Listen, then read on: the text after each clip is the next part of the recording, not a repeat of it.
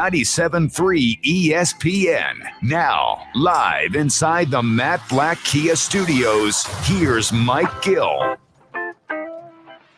A Monday edition of the Sports Bash is live here on 97.3 ESPN, the free mobile app, the live video streaming on Facebook, YouTube, and Twitter. Just search 97.3 ESPN on those platforms. You'll be able to find us. I am your host, Mike Gill. Josh Henning is producing today's show. And you out there, what's up, everybody? First place Phillies. How about it? A sweep over the weekend. And the Phils have created a little bit of distance between them and the Metropolitans. We will dive into the weekend series in Philadelphia, which was just an electric crowd. Like, we were wondering how many people would show up. Would the crowd be in full force? 39,000 people on a Sunday yesterday for the Phils and the Mets. Saw maybe one of the more electrifying pitching performances of the season by one Zach Wheeler, the ace of the Philadelphia Phillies, not Aaron Nola. It is Zach Wheeler who came in yesterday and had a very Roy Halladay-esque effort. On the day, Roy Halladay's number was retired by the Philadelphia Phillies. A very emotional day up at Citizens Bank Park. Saw a great crowd on hand all weekend long. Got to give it to the Phillies fans. Got to give it to the Phillies fans. Now, Friday night, from what I was told, there was a lot of Met fans there. Not like an overwhelming, but like more Met fans. And then Saturday, a little less Met fans, to where Sunday, very few Met fans were infiltrating the ballpark. And a lot of Phillies fans made their presence felt. 39,000 plus at Citizens Bank Park for your Sunday game. They sweep the Mets with a 3-0 win. They get on the board early with a bomb by Gene Segura. And just the passion in Segura. Something that has lacked from the baseball team in this town for almost 10 years now. When a first-inning home run had the place feeling like playoff baseball was back. And then two batters later, Real Muto goes oppo. And you just kind of felt it when Zach Wheeler came out in the bottom of the first and just got the shutdown inning. It just felt different. So I guess here we are. Last week we were wondering, hey, the Eagles start September the 12th. Will the Phillies be relevant when the Eagles kick off their first game? Now, Thursday night, the Eagles will play against the Pittsburgh Steelers in a preseason game, and you can hear that game live on 97.3 ESPN. That same Thursday night, now the Eagles play, it's a 7:30 kickoff, which means, of course, you will have Phillies baseball that afternoon because it's a getaway day, and then the Eagles on Thursday night. So there is no competition there. Next Thursday, when the two teams play again, there is also no competition because it is a getaway day from Arizona, so the Phillies will be playing in the afternoon. And then the final game on the 27th, you have the Eagles and the Arizona Diamondbacks, both at 7:05. So you'll have a little bit of a decision to make, I guess, at that point. But it's really that game on September the 12th when the Eagles play the Atlanta Falcons and the Colorado Rockies are in Philadelphia for a 1 o'clock game. By that point, will the Phillies be in this thing? Will you still be invested? Will they still be relevant? I think the answer to that question is starting to clear up a little bit here. I mean, everywhere you watch that game, anywhere you may have been, it was that moment of everybody cares. Everybody's watching. Everybody's excited. Right? You know, when everybody was watching the game on Saturday night, I was out and about. By the way, the fundraiser was fantastic. Thanks to anybody who showed up and donated. We raised almost $30,000 for the team. So I did see some people who said, hey, I listened on the radio. I stopped out. I just wanted to say hello. People who have been Venmoing, you can still do the Venmo at Ashore World Series on Venmo. I've seen people anywhere from $5 to $500. I mean, it is pretty amazing the amount of people who said hello, came out, donated. So I was there watching the game. The fundraiser went from 12 to 5. The Phillies game started at 4. So I stuck around and watched the Phillies game afterwards. and the place was just glued to the television. It felt like it was October. I mean, it had that briskness of the day. It wasn't like a really hot day, so it was kind of like, that cool, almost October feeling night. And with every pitch on Saturday night, everybody was at the edge of their bar stool. And when what happened late in that game? I mean, it's back and forth. The Phillies are holding on. J.D. Hammer, by the way, of all guys, J.D. freaking Hammer comes in and pitches gets the win in that game and has some key moments in the game. But when the Phillies are having to hold on in the ninth, the Mets get 3 runs in the ninth. Everybody's but when they finally close the door, everybody at the same time getting up and clapping, fist pumping, high-fiving. I mean, you can feel that people want this. People want this baseball team to be relevant. And it's cool, right? It is great. There is no better thing than when your baseball team is in it and you believe in them. There's a difference when your baseball team's in it and you're like, I don't really believe in them. There's a difference when the basketball team's the number 1 seed and they're playing out the string, because basketball is different. You could be the 1 seed or the 2 seed or the 3 seed. Just get me to the playoffs. It's different. Same with hockey. Even in football, because it's only 1 day a week. The journey that the baseball team can take you on is like no other sport. The everyday nature of it. It's the best. Being in a legitimate pennant race, it's the best. There is no better thing. The Sixers were the number 1 seed. The last 3 weeks of the basketball season, nobody cared. No interest. That's not the same in baseball. Yeah, in 2008, when the Phillies were kind of running away with the division, those last couple of weeks, it was get me to the playoffs. But the everyday nature of playing, just think about how you felt about this team 2 weeks ago. Remember what happened? Let's take you back, shall we? The Phillies lost that game against the Nationals in the doubleheader. Do you remember that? They had that doubleheader. They lost that early afternoon game. And then they had to come from behind to beat the Nationals in that game. And you're like, okay, they split that. And then what happened? They went and lost 2 out of 3 against the freaking Pirates. So just think about how you felt about that team losing 4 out of 5. 4 out of 5, 2 to the Nationals and 2 to the Pittsburgh Pirates. Here we are, 8 games later, 8 wins later, and don't you feel a heck of a lot different about this team? You should. And I got a couple of reasons why. 609-403-0973. That's the text board, 609-403-0973. The text board today should be on fire with people saying how excited they are. Now, if you're not, tell me. I don't believe in this team at all, Mike Gill, and this is why. Now, I'm not telling you to put all your chips in the middle of the pot for a World Series run. But you should at least be invested to say, I'm in from night to night, and I'm going to let my inhibitions fly. Let's do this. Let's jump on board, and let's have a little fun. This weekend, seeing the crowd, because for many years, the crowd tells you. It's like when you guys text me, this guy doesn't like me. Do you know you suck? This guy doesn't like me. Great. You're the 3 trolls that for some reason feel like it's a really cool thing to do to tell the guy on the radio that you don't agree with them. That puts you in the kind of the loserish category. For most people out there, they play along. Whether they agree with you or not, we all kind of have fun together, right? This isn't like a serious job. Like, because I don't like this or that doesn't mean that we don't see eye to eye on a lot of other things. That's the baseball season. The fans will tell you, not the 3 people, not the one guy who's the egg Twitter account, not the one guy who has a blocked phone number who texts in all the time, listens all day, every day, and still tells you how much he doesn't like you.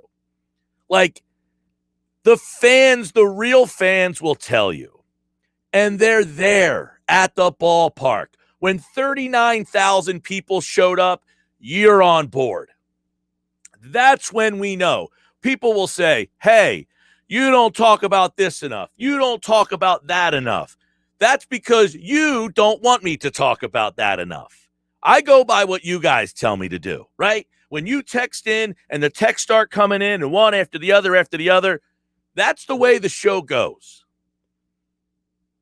That's what happened this weekend.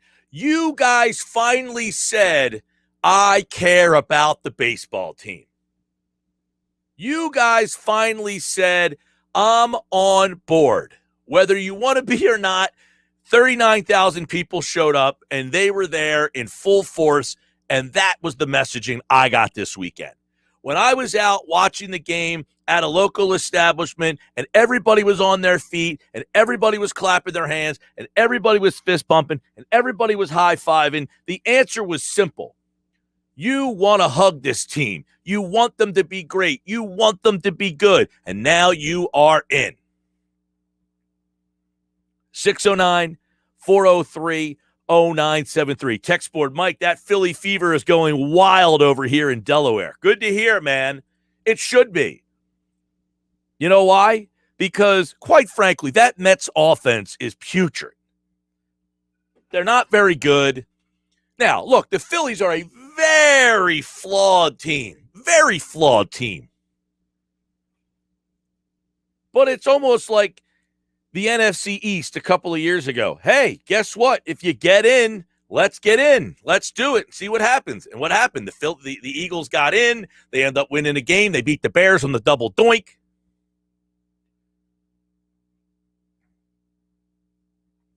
The Phillies, a flawed team? Yes. Mets, a flawed team? Absolutely. Braves, a flawed team? You betcha. Let's have fun with it. Can we do that? 609-403-0973. Download the free mobile app from the Apple Store or Google Play, and you can text us through your phone and be a part of today's show. It's a good one today. Mike McGarry from the Press of Atlantic City covered the Phillies Mets series this weekend. Kevin McCormick, Sixers play their Summer League opener today. A couple of players you should keep an eye on right now over at 973ESPN.com. Jeff Mosher has the Eagles weekend for today's football at 4. The Flyers have signed goalie Carter Hart to a new deal. Get the details right now on our website, 973ESPN.com. Kevin Durso will join me a little bit later to tell us whether it's a good deal or not. I was a little bit surprised, but he can give us more details, and you can go read about it now at 973ESPN.com or the free mobile app. Bob Wankel at 5 o'clock tonight recaps the Phillies weekend. This team is now 6 games over 500. They have won 8 in a row. And then here's the interesting part about this.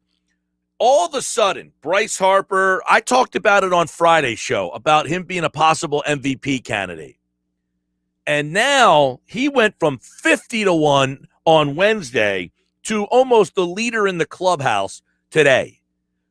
Zach Wheeler, I talked about this at the All-Star break, that he should be at the top of the list for Cy Young. I talked about it a month ago. And now he is the favorite to win the award. The Phillies are now the favorite in the National League East to win the division. They are 2 up on the Braves. After this weekend, the Mets are actually in 3rd place now, just a game over 500. Now it's an interesting task because Philadelphia will play the Dodgers for 3 starting tonight. And the Mets schedule lightens up a little bit because they will play the Nationals starting tomorrow. They are off tonight. They will play 3 with Washington, and then they have 3 with the Dodgers. The Mets schedule is brutal coming up here. You ready for this? After tonight, they have 3 with the Nationals, and then Friday, Saturday, Sunday, it is Mets, Dodgers, and then they go out west to play the Giants, and then they go out west to play the Dodgers. Then they come home, and guess who they get greeted with? The best team in baseball, yet again, the San Francisco Giants. The Phillies need to take advantage of this opportunity. They need to. Yes, they play the Dodgers, but the Mets, who have been putrid, they might be leaking oil by the time these two teams face off in September. They play 16, 17, 1, 2, 3, 4, 5, 6, 7, 8, 9, 10, 11, 12, 13 games. 13 of their next 16 games are against the Dodgers or Giants. If that isn't a reason for you to jump on board, I don't know what is. 609-403-0973. Text board. Tom from the Villas. Mike, the Phillies still have flaws. Yes, agreed. Totally agree. Goes on to say, but when a team like this makes a run like this, management tends to change their mind and decide to run it back with the same team next season. This could hurt more than help for the future. Oh, I don't agree with that at all, Tom. No, not at all. First off, they have some contract situations that will prevent that from happening. One, Andrew McCutchen, his contract is up in left field. They are not bringing him back. Center field situation, I don't see Odubel Herrera playing center field for this team again next year. That's two. Segura, I think, is signed for one more season. Or I know Didi is. But I would be pretty surprised if something's not different in at least the infield. You can't go back with Didi. Look, your point is you think they're going to run the same team back. I don't think so. I already gave you two spots are going to be different, left field and center field. If that's different, the rest of the team being the same wouldn't even be all that big of a difference. If they changed the left fielder and center fielder and kind of made a couple tweaks with what's going on at third base or first base or shortstop, with that whole situation, they tweaked the bullpen a little bit, but we're getting way ahead of ourselves with that. Yes, they do have their flaws, but you know what they have? They have some pretty good starting pitching right now. I think with Wheeler, hopefully Nola, Gibson, if they can get Eflin back, that gives them four pretty solid starters. I know Nola's not the guy that he was a couple of years ago, but he can still dazzle from time to time. He can spin you a gem. I thought Gibson was great on Friday night. He got out of a couple of jams. He showed a little passion. That was great. Lawrence from Dover, Delaware texts in. He says, Mike, I'm a diehard Mets fan. I was in attendance yesterday, 39,000 plus. Very good atmosphere, a lot of trash talk. Our division does not look good on paper, but the rivalry is better than ever. Great game, great pitching from Wheeler.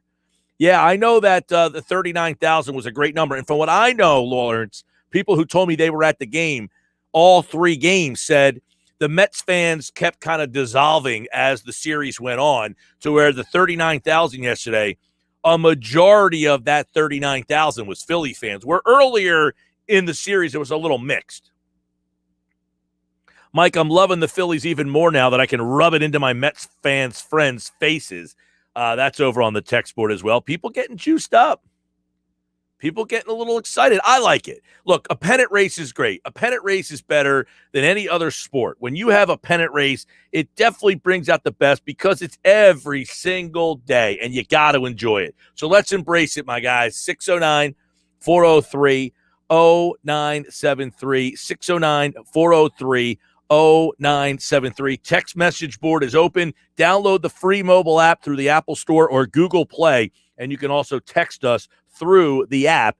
And, of course, watch the show live on Facebook, YouTube, and Twitter. The comments section, of course, you can always be a part of. Tony's watching on YouTube. He says, Mike, this is the first time since Bryce has been here that I feel he's starting to assert himself. What you think? Well, I think Bryce Harper, there's a couple things going on with Bryce Harper right now. First off, one, you're right. If you watch the way he's hitting, a lot of opposite field. He's using all fields. He's absolutely locked in right now. The home run that he hit, what night was that? Friday night, or the one that he hit off Walker, where Walker thought that it was a pop-up to center field and the ball went 575 feet. I mean, how did that guy think that ball was staying in the yard? But here's an interesting fact about Bryce Harper and what is going on with him right now. Harper, who is hitting .302 with a .413 on-base percentage, has 20 homers, only 45 RBI. That's unbelievable. 12 stolen bases. but he has the lowest launch angle of his career. Yes, the lowest launch angle of his career. I think you're seeing Harper kind of simplify his swing a little bit more. He's gone with a lot quick, short, boom, explosion. Ball's just flying off the bat. And that's the way that it was taught back in the day. Short and quick to the ball, and your bat speed will do the work. He has the lowest launch angle of his career, and that all kind of coincided with him.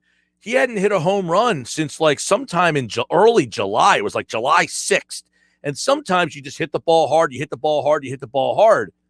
And now those balls that are getting hard, the way the swing is going, he is now starting to hit the ball to all directions. And that's why I think Harper is locked in right now, is he's not trying to, manufacture something that's not really what he is good at.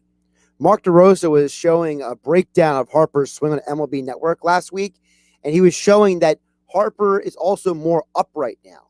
He's less bent over, and he's leaning less. And DeRosa thinks in part it's because the back spasms are no longer bothering him, and that he thinks that Harper now is – he was showing that the one picture showed he was more tilted, the other picture showed he was more upright. He said that because he's upright, it's allowing his swing to be more straight through the zone instead of uppercutting the ball. Well, and that's the launch angle stuff. The uppercut is that launch angle, that thought of, hey, I need to try to launch, get that uppercut to launch angle the ball out. I'm not a huge proponent of it. It doesn't work for everybody. I'm not saying it can't work for some. It's obviously something that Harper is kind of getting away from. And you're seeing that right now. He's on one of the hottest streaks I've ever seen him on. Hitting the ball opposite field, that ball to dead center field. He's had a couple of opposite field jacks over the last couple of days. And Mike, people forget this guy's not even 30 years old yet. It's not like he's some old guy. He's still a young ball player. So you could argue that, he may be hitting a groove right now, maybe the prime of his career. Well, if you go to my 10 predictions way back in March that I wrote for the website, I think Bryce Harper will have his best season ever for the Phillies. And one of the reasons was the lineup around him's pretty good. JT's starting to hit the ball a lot better right now. Bohm has hit the ball a lot better. He's hitting the 6-hole right now. Segura in front of him has been outstanding. So you got a lot happening around him as well. Sports Bash Monday brought to you by Matt Blatt Kia. They want to get you approved today. Matt Blatt, 6211 Black Horse Pike, Egg Harbor Township. Plenty more to do. 609-403-0973. That's your text messages. Over on the free mobile app, which you can download in the Apple Store or Google Play, hit the text us button. You can text us through the app. You can pick up the phone and give us a call. 609-573-3776. 609-573-3776 if you want to jump on that way. Plus, you can watch the show live. Facebook, YouTube, Twitter. Tons of ways for you to get on board the Sports Bash on 97.3 ESPN and the free mobile app.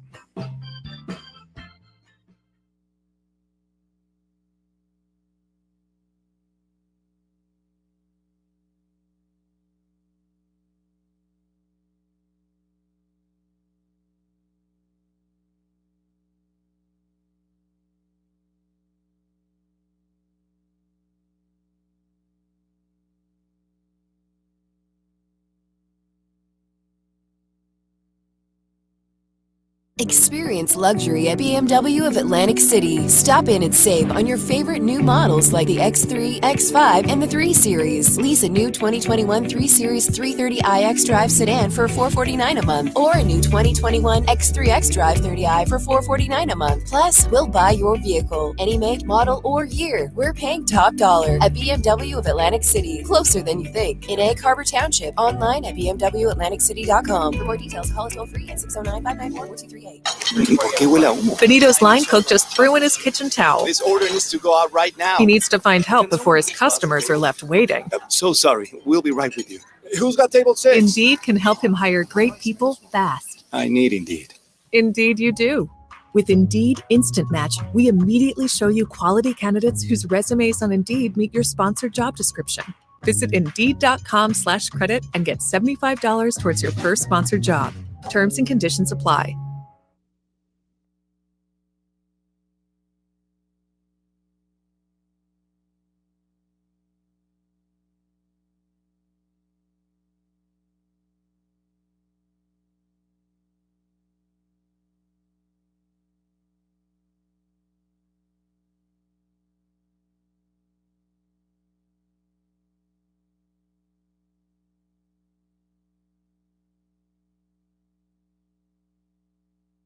If you're in HR, you're probably wearing a lot of hats. Recruiter, team builder, trainer, mediator, policymaker, and of course, paper pusher. But not anymore. Bamboo HR is the #1 HR software for small and medium businesses. It manages all your employee data easily and automates countless tasks, so you can focus on people, not paperwork. Bamboo HR frees you from spreadsheets, so you can do your real job, creating a great place to work. If the data shuffle and paperwork mountain have you ready to hang up all your hats, you're ready for Bamboo. If you handle HR records and paperwork, Bamboo HR is a dream. Let us free up your time and put your days of pushing paperwork behind you so you can focus on the people and making your company a great place to work for everyone. Try PC Magazine's top pick for HR software free today. Just go to bamboohr.com/panda. This is a limited offer only available to radio listeners at bamboohr.com/panda. That's bamboohr.com/panda.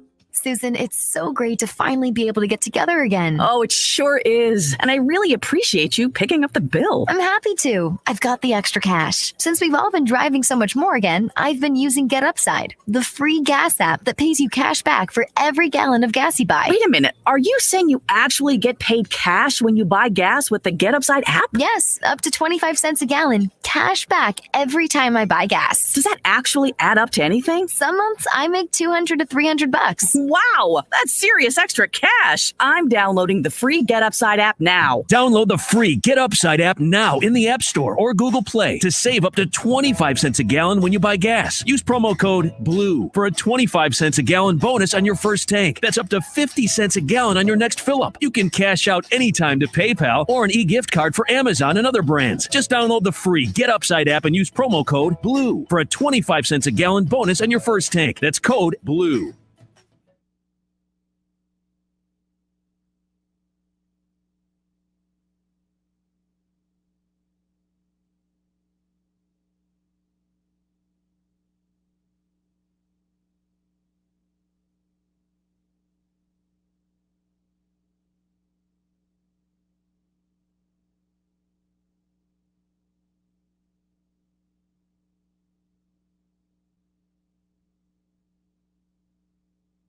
Now, back to the Sports Bash on 97.3 ESPN.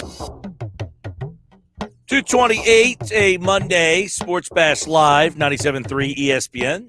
Don't forget, download the free mobile app in the Apple Store, Google Play. Listen wherever you get your podcasts. Excuse me, Phillies fans, let's have a little fun today. 609-403-0973. It's something that we haven't really got to do in 10 years, man. We haven't been able to do this in like 10 years, like believe in the Phillies. And look, this isn't belief that they can win the World Series. And look, if you get in the baseball playoffs, anything can happen. Are they the best team? No.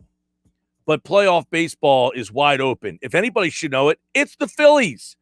In 2011, 2010, they got knocked out by lesser teams. And guess what? Those lesser teams went on to win the World Series. Right? I mean, if you go back to the 2010 and 2011 Phillies, they were better than the St. Louis Cardinals. They were better than the San Francisco Giants. Both of those teams went on to win a World Series. The Giants in 2010, the Cardinals in 2011. They weren't better than the Phillies were, but they had the hot pitching. Chris Carpenter outduels Roy Halladay as the Cardinals win that series. Same thing with the Giants. The very next, that was 11. In 10, the Giants win. And it was just the pitching got hot. The Phillies had a better lineup. The Phillies had better everything. But those teams were the hot team at the right time. So if any team has learned that just getting into the playoffs, Zach Wheeler spins a gem in game 1, Aaron Nola pitches his best in game 2, who knows? That's why baseball is a little different than basketball. You get in as the number 6 seed in basketball, don't feel all that good.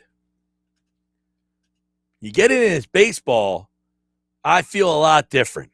Now, that doesn't necessarily mean that you're going to win the World Series. But as we know in baseball, it's a heck of a lot better chance than all the other sports. 609 573-3776, 609-573-3776. Tom in Summers Point. What's going on, Tommy? Yo, Tom. Hey, IA Mike fan club, do you? Michael, you there? I'm here, buddy. Mike K. Yep. You don't have me lumped in with the I Hate Mike fan club, do you? Because just want to make sure. No, Tommy, you're not on that list. Just making sure. Hey, Mike. So the Dodgers, we're not going to see, our horses aren't going against their horses. So this series is going to say something. However, it's not. I want to see Nola, Eflin, and Wheeler pitching against the Dodgers. But here's where I look at this thing. As a fan, they're throwing. Wait, hold on. They're throwing Scherzer. They're throwing Scherzer in one of these games. I thought. Yeah, tonight it's Scherzer and Nola. They are Scherzer. No, tomorrow night. I think they're off tonight. Yeah, they're off tonight. Tuesday, Wednesday, so Thursday. it's Nola, Scherzer tomorrow, Gibson, Price on Wednesday. The Phillies have not announced the starter for the Thursday game, and Urias is going because Buehler Walker went yesterday. Or Walker Buehler. Yes, but listen, all we ask as a fan is for the players to earn their money. Bryce Harper, from top to bottom, they're earning their money, Mike. They're playing baseball. And I think a lot of that has to say how Joe Girardi, how he coaches this team. He's got this team playing, Mike. They are fun to watch. And who knows?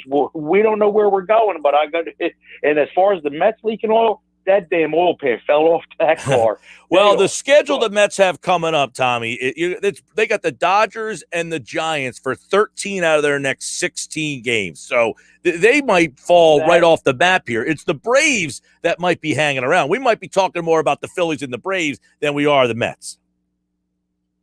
You know what? When we play the Braves, we play who's on the schedule, Mike, but they're, fun to watch. Well, it's funny because they weren't fun. They weren't fun to watch, and they still defensively have problems. Bohm with the error again the other night can't happen. Didi has, some struggles at shortstop. They still have defensive issues that needs to be cleaned up. But it's nice to see a guy like Segura hit that home run and how pumped up he was, and Hoskins, who wasn't even playing when Harper hit the home run, he's up on the top step.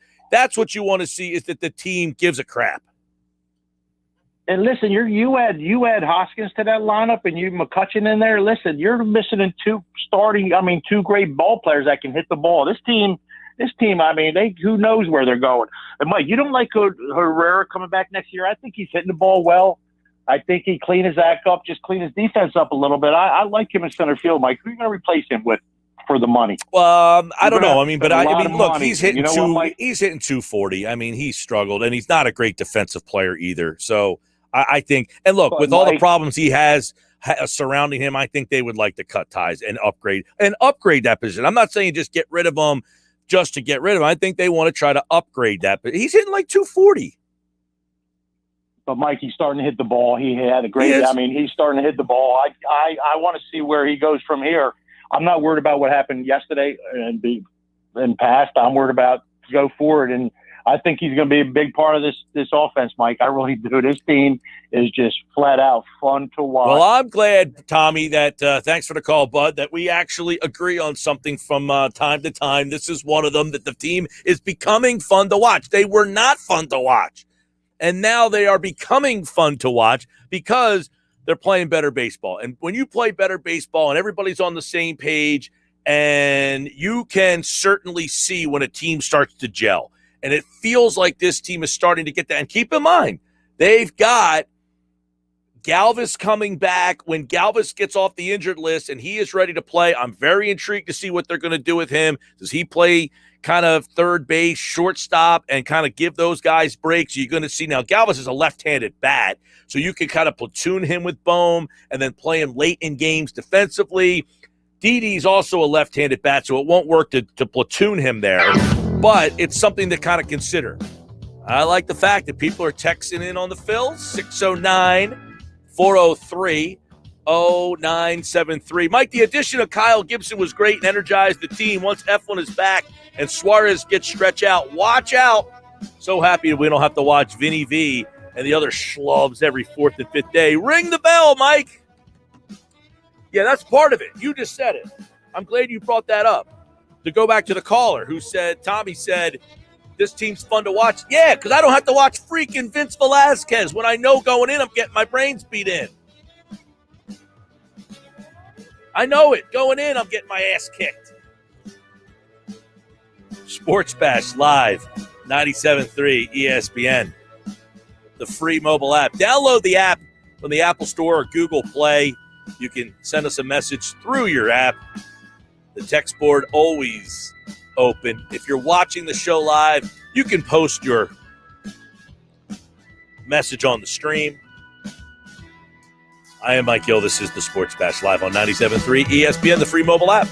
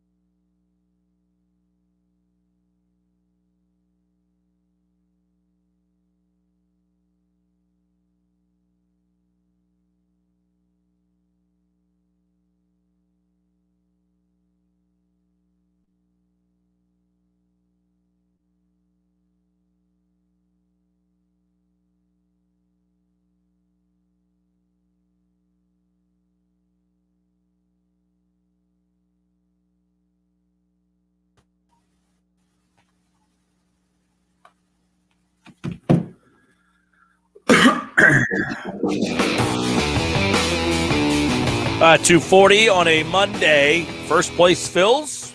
We got the poll question up. Also, if you are so inclined to get on Twitter right now, you will see various videos of one Ben Simmons shooting three-pointers and making them consistently.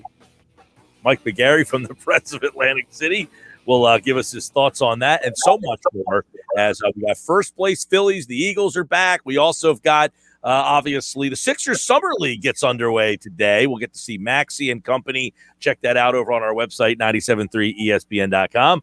All right, Michael, what's going on, man? Hey, how are you? Big weekend down at Citizens Bank for the Phillies there, sweeping the Mets. Yeah, so give us a little, I heard 39,000 yesterday. We talked on Friday about the crowds, and they came out this weekend. So were you at all three? Yeah, I was. I was at all three. I thought the first 2 days the crowds were boosted by a lot of Met fans in the place. Especially on Saturday, the Met fans seemed to buy out that whole second deck right below Harry the K's there in Citizens Bank. But yesterday's crowd was, 39,000, not many Met fans in there. And I'll say this, I think it was the first time that the ballpark actually felt like it felt in 2007 to 11. Same sort of energy, same sort of electricity. The crowds were great, hanging on every pitch from the first pitch thrown to the last. Just a tremendous job and a good weekend for baseball and a good weekend for the Phillies down there in South Philly this past weekend. Yeah, I've heard the saying that Friday, Saturday, more Met fans kind of dwindled out, from Friday to Saturday and then to Sunday, and that the energy was there, and now the team backed it up. Give us a thought on what you saw from Wheeler yesterday, and I would have to imagine, Mike, in any situation, the Phillies have got to go to Wheeler in a Game 1 situation if that would be something that happened.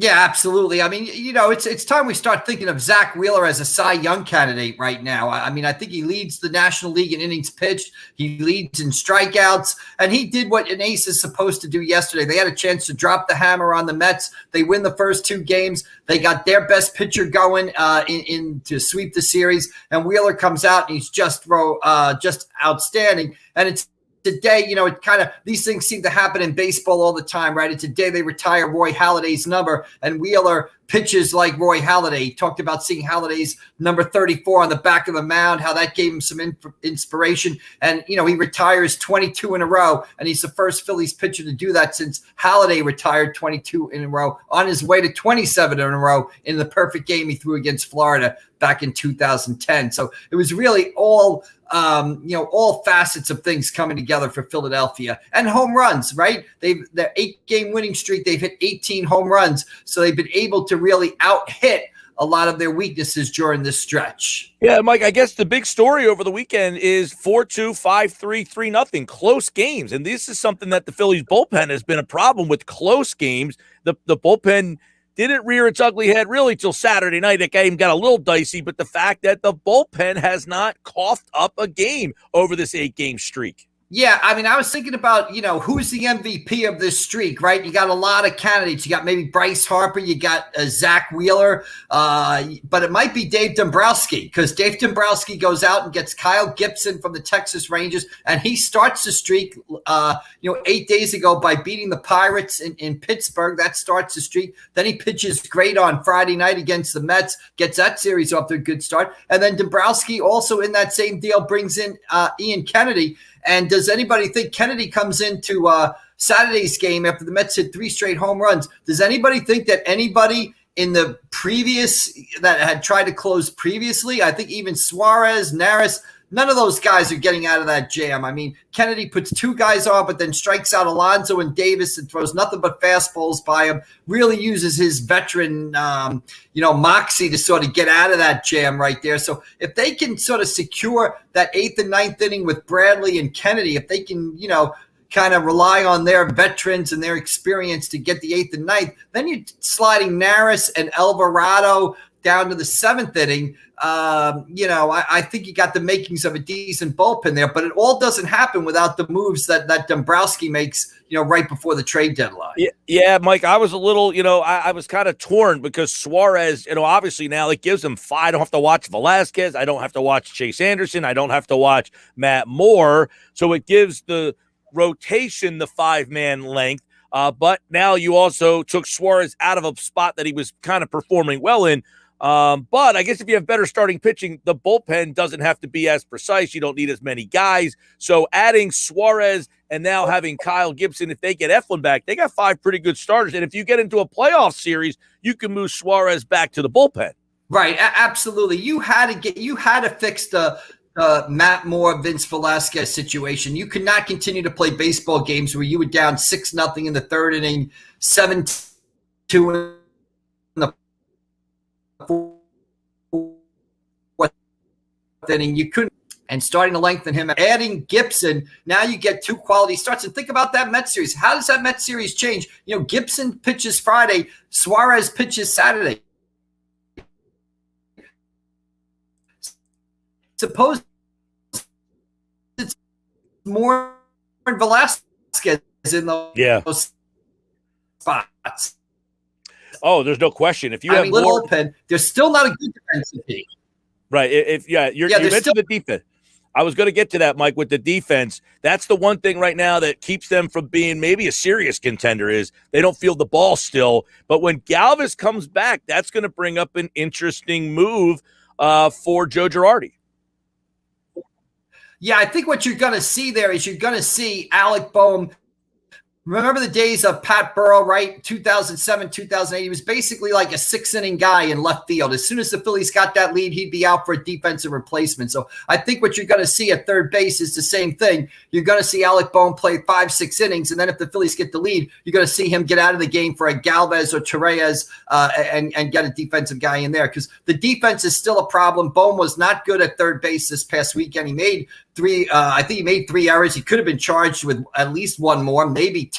And but nobody's talking about it because the Phillies played great and they hit a lot of home runs and pitched well. But the defense is still a weakness there. Can't fix everything at the trade deadline. Some things have to be left to the offseason. But I think the moves the Phillies made really solidified them and really sparked them to go on this run. Well, Mike, I mean, they did get Galvis who could play short. He could play third. He could also play some outfield if they had to have him out there. So we'll see how they use him when he gets back. I want to ask you about the Mets because they got 13 of their next 16 against the Dodgers and Giants. Are they basically leaking oil to the point where they won't be able to recover? Yeah, there's a trail of transmission fluid as the team bus pulled out of Citizens Bank Park onto Darien Street there yesterday afternoon. They've got 3 games coming up with the Washington Nationals Tuesday, Wednesday, Thursday, and then they've got the Dodgers on the weekend. So these are kind of a key 3 games for the Mets coming up. I think the Mets, they haven't hit all season. They didn't really hit in this series except for the 9th inning on Saturday where where all of a sudden they hit 3 straight home runs. To kind of climb their way back into that game. They pitched better than expected earlier in the season, but now DeGrom is out. Taijuan Walker has kind of come back to earth. Stroman has come back to earth. So they are definitely in a little bit of trouble. But as we've seen, things can change in a hurry. I mean, 8 days ago, the Phillies were 4.5 games out of first place. Now they're 2.5 games ahead of the Mets. They picked up 7 games in 7 days. That's really unheard of in baseball. So things can change in a hurry, and the Mets got to take advantage of playing the Washington Nationals Tuesday, Wednesday, and Thursday because you're right. Their schedule does sort of toughen up. And conversely, the Phillies have got to, they've got a lot of momentum, but they got to kind of survive this stretch coming up. 3 against the Dodgers, 3 against a sneaky good Cincinnati Reds team over the weekend that's actually closing in on the Brewers a little bit. The Phillies got to survive this stretch a little bit, and then their schedule lightens up dramatically after that. All right, Mike McGarry from the Press of Atlantic City. Check out his must-win column on Fridays in the Press of Atlantic City. So we got more Ben Simmons shooting 3 videos. This time, he's working out with Rajon Rondo, another guy who doesn't shoot the 3 all that much. So is that more reason for you to take Ben Simmons' all-season workout seriously? No, I mean, when does it? I mean, I actually think some people think I'm a troll. I think Ben Simmons is trolling us by just throwing these videos up there because he gets the reaction. He knows the reaction he's going to get. And that, you said it. That's the first thought that came into my head. At least if you're shooting, shoot with a guy who's a good shooter. Maybe something will fall. Maybe it'll go to you by osmosis or something. Rajon Rondo might be a worse shooter than Simmons. So they're both acknowledging that they need help. Yeah, can you shoot with somebody who's good? Maybe positive reinforcement or osmosis or something in the air will, rub off on you because, I don't think anybody in Philadelphia is getting sucked in by these videos. And honestly, I for the life of me, I don't know why Ben Simmons continues to post these videos of himself shooting in the offseason. I'm not sure that he's posted it. It's just that he happens to be there and people are videoing him as he's shooting. Now, here's the problem, Mike, and as you can well chronicle, you've seen him make 1,000,000 3-pointers. The stroke, it looks fine. The problem is not that he can't, it's that he won't. Right. Well, the problem is that he doesn't do it in games, right? I mean, I saw the tape today. He's kind of a basic shooting drill. He's going maybe a quarter speed. When you start making them in games or when pressure's on, that's when there's a difference. You can see all these videos now, and you're right. Before games, we see Ben Simmons shooting, and he makes them all. Every NBA player does. I sit there before a game and watch Dwight Howard sink 8 of 10 3-pointers, before the Sixers play a game. So every NBA player with nobody on them going at quarter speed can shoot the ball fairly well. But these Simmons videos show, absolutely nothing. And right now we're just kind of waiting on when the Sixers tell us that Ben Simmons isn't coming back next year. Well, I guess, and we all speculate on when that happens, when it might happen. Like, does that change by the day? Are they, waiting on the Lillard stuff? Is that fluid still, or is that kind of dead? I would assume that they're still trying to make a move. I mean, I'm no reporting on that fact either way, but I would think, the Sixers have to be resigned. It would be very difficult to bring Simmons back. You hear reports that Simmons isn't answering phone calls from teammates. He's not talking to anybody in Philadelphia. Who knows if those things are true? But it doesn't seem to be a good situation now between him and the team. And again, I've maintained all along that nothing was going to happen till the Olympics were over because I think the number one target is Dame Lillard, and you don't trade a Dame Lillard without Dame Lillard being involved in that trade. And he was over in Tokyo until this past weekend, helping the U.S. win a gold medal. So now maybe that Lillard's back, and I think he's the number one guy you got to get. I mean, I hear some of these other offers, and I just shake my head. I'd rather keep Simmons than trade him to Sacramento for De'Aaron Fox or someone like that.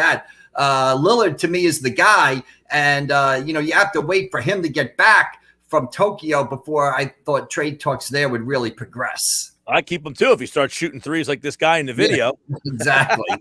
Yeah, hey, here's the deal. If you keep him, it's really rough. You're going to be a good regular season team, but if you trade him for somebody who's not good, you might go backwards in the regular season. So, I still think Ben Simmons has got a lot of worth in the NBA, just not in Philadelphia. Mike McGarry from the Press of Atlantic City. I know you're working on all the high school football previews. Can you imagine? Can you believe it? That's 2 weeks from now, right? Yeah, it's hard. It starts August 27th. I can't believe it starts 2 weeks before the NFL season starts. Today is the first day of practice. So I've been talking to high school football coaches. I've got to talk to a couple more. So high school football coaches, if you see my name pop up on your cell phone, still answer the phone because we need to talk to you in the next couple of days or so. I can't believe how quickly this season starts, and it starts with a bang. Big events down in Ocean City, Mainland EHT on the 27th, Absecami, Hampton on the 27th. We're jumping right into it. There's no easing into the season right now. Yeah, this is something different. They're doing this battle at the beach, 11 games at one venue. Yeah, it's going to be a great weekend down there at the 27th, 28th, and 29th. Some really great games.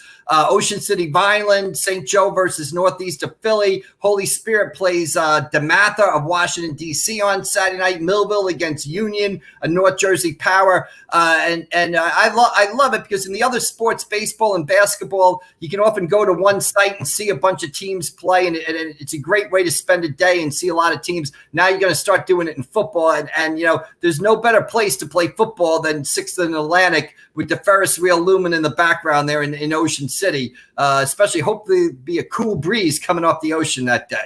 All right, Mike McGarry from the Press of Atlantic City. Of course, so much happening right now. Phillies in first place, Eagles on Thursday night. Sixers have a summer league game today. A high school football season's almost here, and that's why Mike will be back on Wednesday. Thanks, pal.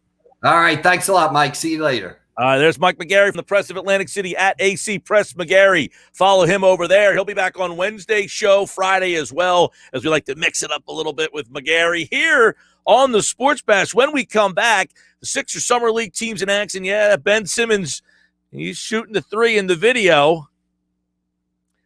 I'll break it down for you. Phillies, first place.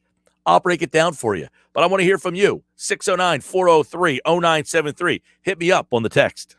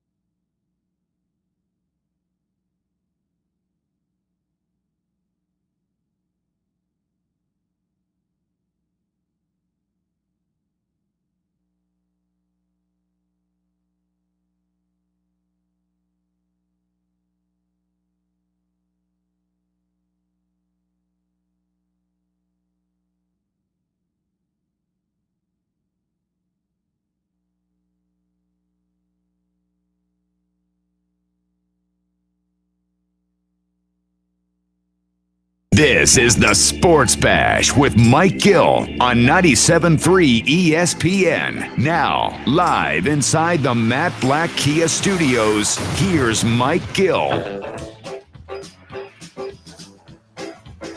right, Sports Bash Live, 97.3 ESPN, the free mobile app. Download the app in the Apple Store, Google Play. You can text us through the app. You can text us on the text board, 609-403-0973. The Summer Sixers begin in an hour.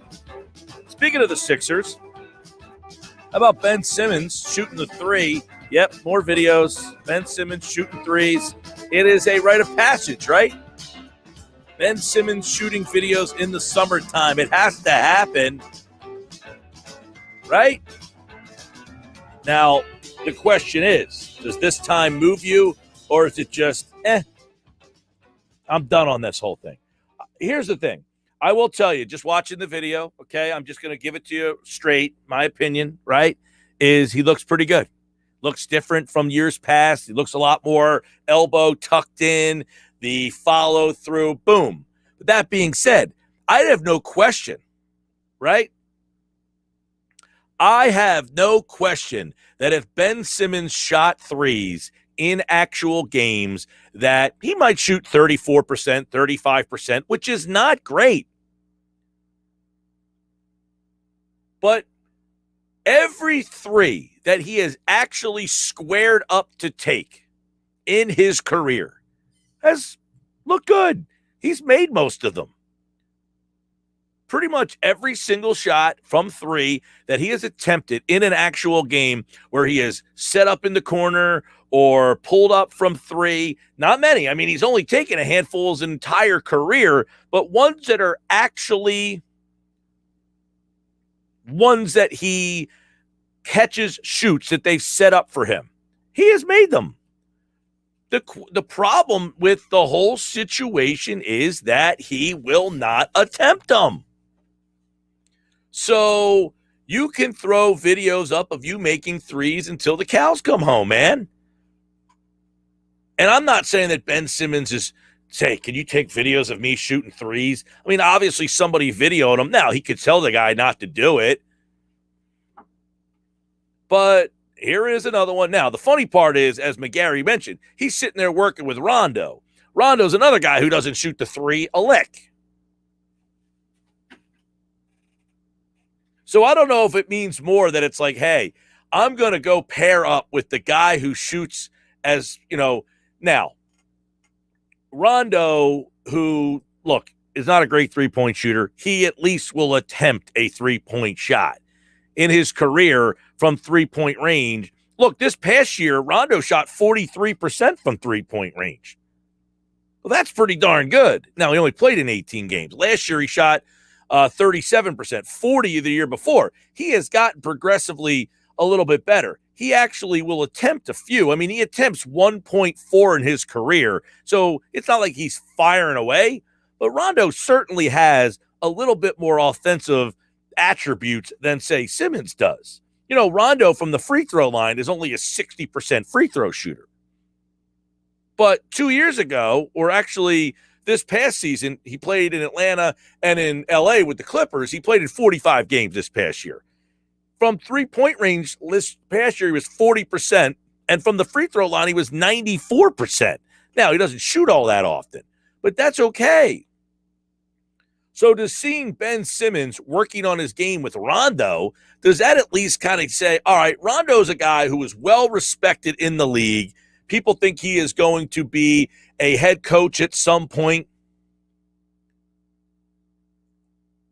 But at this point, I would say that Sixer fans, and you have every right to don't want any part of seeing Ben Simmons shooting threes. So I don't know who's putting the video out. I don't know who's the guy or girl who decides, hey, you know what I want to do? I want to video him and I want to put this out. Because you have toyed with the fans on this situation over and over and over again. Every single offseason, it's the same thing with Ben, pulling up from three, showing the new parts of his game, and nobody buys into it. Now, I would give you this. I would give you this. The only thing in this video that I will give somewhat props to is the fact that he's working on the game with Rondo. Now, if it's just him in there by himself shooting threes, I'm not buying it. And I'm not telling you that I'm buying it right now because I've seen this game before. And Ben is not fooling me. I know Ben can shoot three-pointers. I know it. I've seen it myself. I don't need to watch a video. I've been in the arena. I've watched him pregame, and I see him make the shot. So I don't need to see it from Ben Simmons that he can make it. I know that he can. It's will he take that particular shot when the game is live? And the question right now is, or the answer to that question right now is, I don't think so. In a total, I don't want to say that he, like Gary was saying, hey, this is almost like him trolling people. I don't think that he's actually trolling people. I think this is him trying to get the work in. The question is, what happens to him once the game starts that he just can't do it? We've seen these videos for 3 years, right? We've seen the video for 3 years. Tom in the Villas makes a good point. Show me a video of him going 80 of 100 from the foul line first. Right. That's what I want to see. I don't need to see you banging threes. I've seen that video before. You know what I want to see? You standing at the line, bending the knees, and shooting free throws. I want to see that you can get to that free throw line, and you should be showing me a video that is a 5-hour-long video of you just bending the knees and one after another shooting free throws. And that might be something that I say, okay, now I think he's working on a deficiency. Because, yeah, while the three-point shot is a deficiency, I've seen you work on that, and I haven't seen that materialize in a live game. But if you go to the line and roll tape for an hour of you shooting free throws, at least I can say, all right, he has identified something that he wants to work on. Dom is watching the show on YouTube. Simmons shooting threes. This sum means absolutely nothing. We've done this going on 3 years now. He's the guy that clams up and disappears in the most crucial of spots. That's Dom watching the show on YouTube. Dom, I can't disagree with you. You know, what I want to see, if you're going to put out a video of Ben Simmons, what I want to see is Ben Simmons at the free throw line. Right? That's the only video that I care about at this point. In this situation, if Ben Simmons is going to do any work in the offseason, it first must be all catered to the free throw line. If he's going to sit there and waste time, you're wasting time. It's like they say, hey, I took 100 swings today. Well, if there were 100 bad swings, you didn't get any better. You just took 100 bad swings, right? This is the equivalent of that. This is you going to the batting cage and taking 100 bad swings. Because if you're going to sit there, let's say Simmons is working out with Rondo, and they're in that gym for 3 hours and doing nothing but pull up threes, and he hits 75% of them. What good has that done if he's not going to use that particular shot in an actual game? It is a waste of his time. So unless that shot is going to be utilized in an actual live game, I don't care to see that he is working on it. It's admirable that you're in the gym. Proud of you. That's your job. But if you aren't going to work on the things that you can fix, like free throw shooting, and if you're going to work on shooting shots one after another, it better be a shot that you are going to utilize in a live game situation. 609-403-0973. 609-403-0973. It's straight. Ben Simmons, I'm not asking you to shoot threes in an actual game. But if you're going to shoot threes all summer long, and that is the message that you continue to put out there for 3 summers, you need to bring that into a game.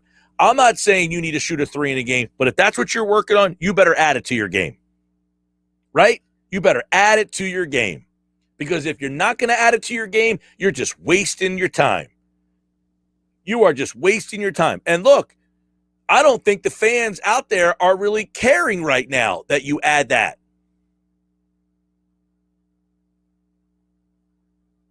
I think if most fans, most rational fans, even the fans that can't stand Ben Simmons and are done with him and they want him to move on, I think most would say if he comes back, as I asked the other day, if he shoots 75% from the free throw line and is the same exact player, are you okay with that? I'll ask Kevin McCormick that coming up in about 8 minutes from now here on the Sports Bash Live. Kevin McCormick covers the 76ers. We'll get his opinion on all this stuff that's going on, the signing of Andre Drummond, the Sixers Summer League team today, which, by the way, they play at 4 o'clock. There are a couple players on the Sixers Summer League team that you should keep an eye on. One, obviously Tyrese Maxi. We'll see if Maxi can just come out here and dominate. He should.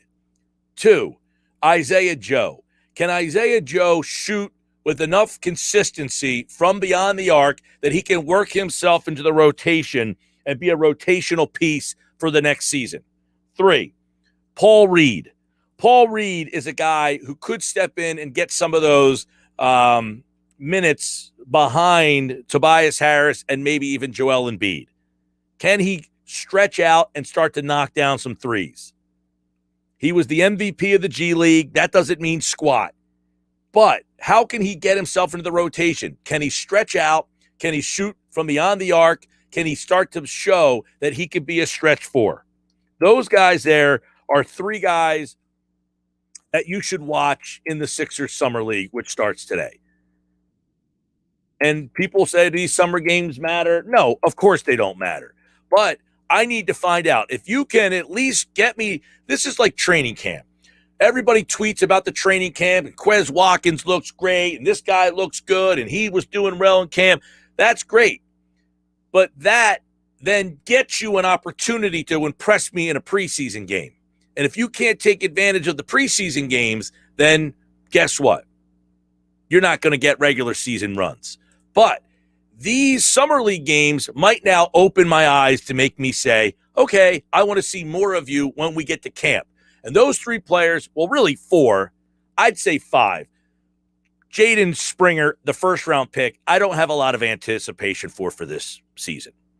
Paul Reed, definitely want to see if he can go out and stretch and shoot the ball from beyond the arc. That's something he needed to work on. Paul Reed is a guy that is an energy player and could possibly get into the rotation this year. Tyrese Maxi, I would anticipate that Maxi dominates in these games and might not even play all that much. He might get a game or 2. All right, you've dominated. You've shown us your game has taken that next step. We don't even want to see any more of you. Isaiah Joe, can I catch and shoot, or can he catch and shoot and get himself on the map that way? Charles Bassey is another guy you should keep an eye on. He's a guy that I think him and Paul Reed could be a very interesting duo together. Bassey's a big, active player. Reed is a big, active player. Can either one of the guys stretch out and shoot a 3? That's what they need to find out in these particular games.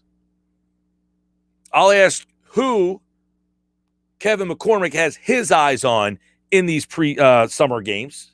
And that's coming up next here on the Sports Bash Live 97.3 ESPN, the free mobile app. Sports Bash brought to you by Clark's Moving and Storage in South Jersey. For your next local long-distance move, Clark's Moving Storage is your first call. They're dependable and always show up. Online, clarksmoving.net. So is Kevin McCormick moved by the latest Ben Simmons video? Is there any evidence on there that things have changed from the last 3 years of videos that we saw? He is working out with Rondo, maybe admitting that if I can't beat him, join him. I got to find a guy that shoots as poorly as I do. Although Rondo has worked on his shot, and he shot about 40% from 3 last year.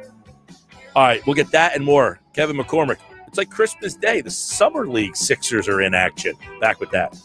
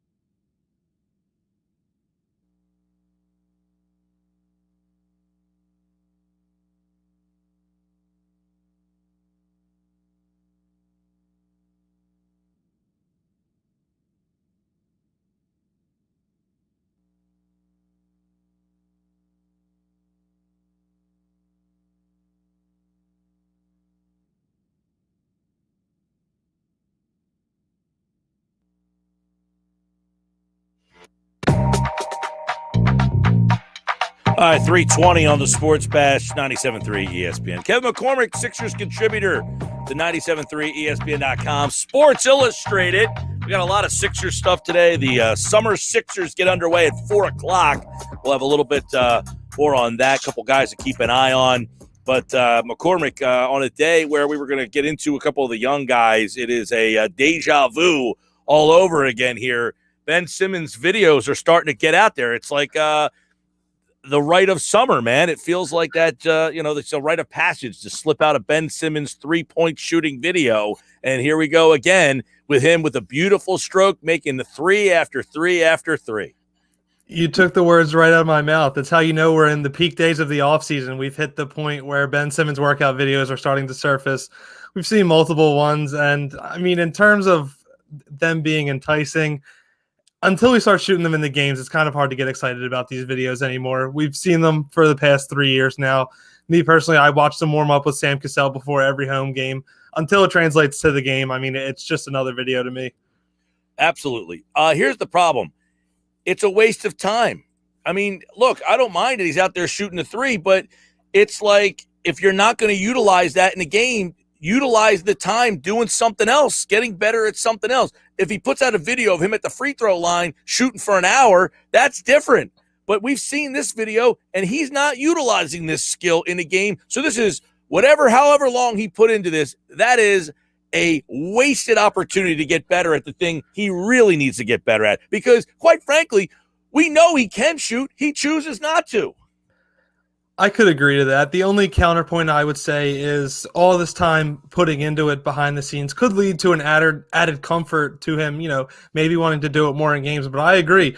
Some different videos I would like to see personally is, like you said, him improving at the free throw line, him working in the post. That's something Doc Rivers talked about a lot last season, that I feel like that's a part of his game that you can utilize him more, all over the floor as a facilitator, as a scorer. I think he's looked a lot more comfortable in the post. Even early on last season, he looked like that element of his game was growing. So I wouldn't say it's a complete waste, but I agree. There definitely could be different area of his game to where even if he still shows that he doesn't want to shoot from the outside, that time could be put into other places to improve his game and help round out his offensive skill set.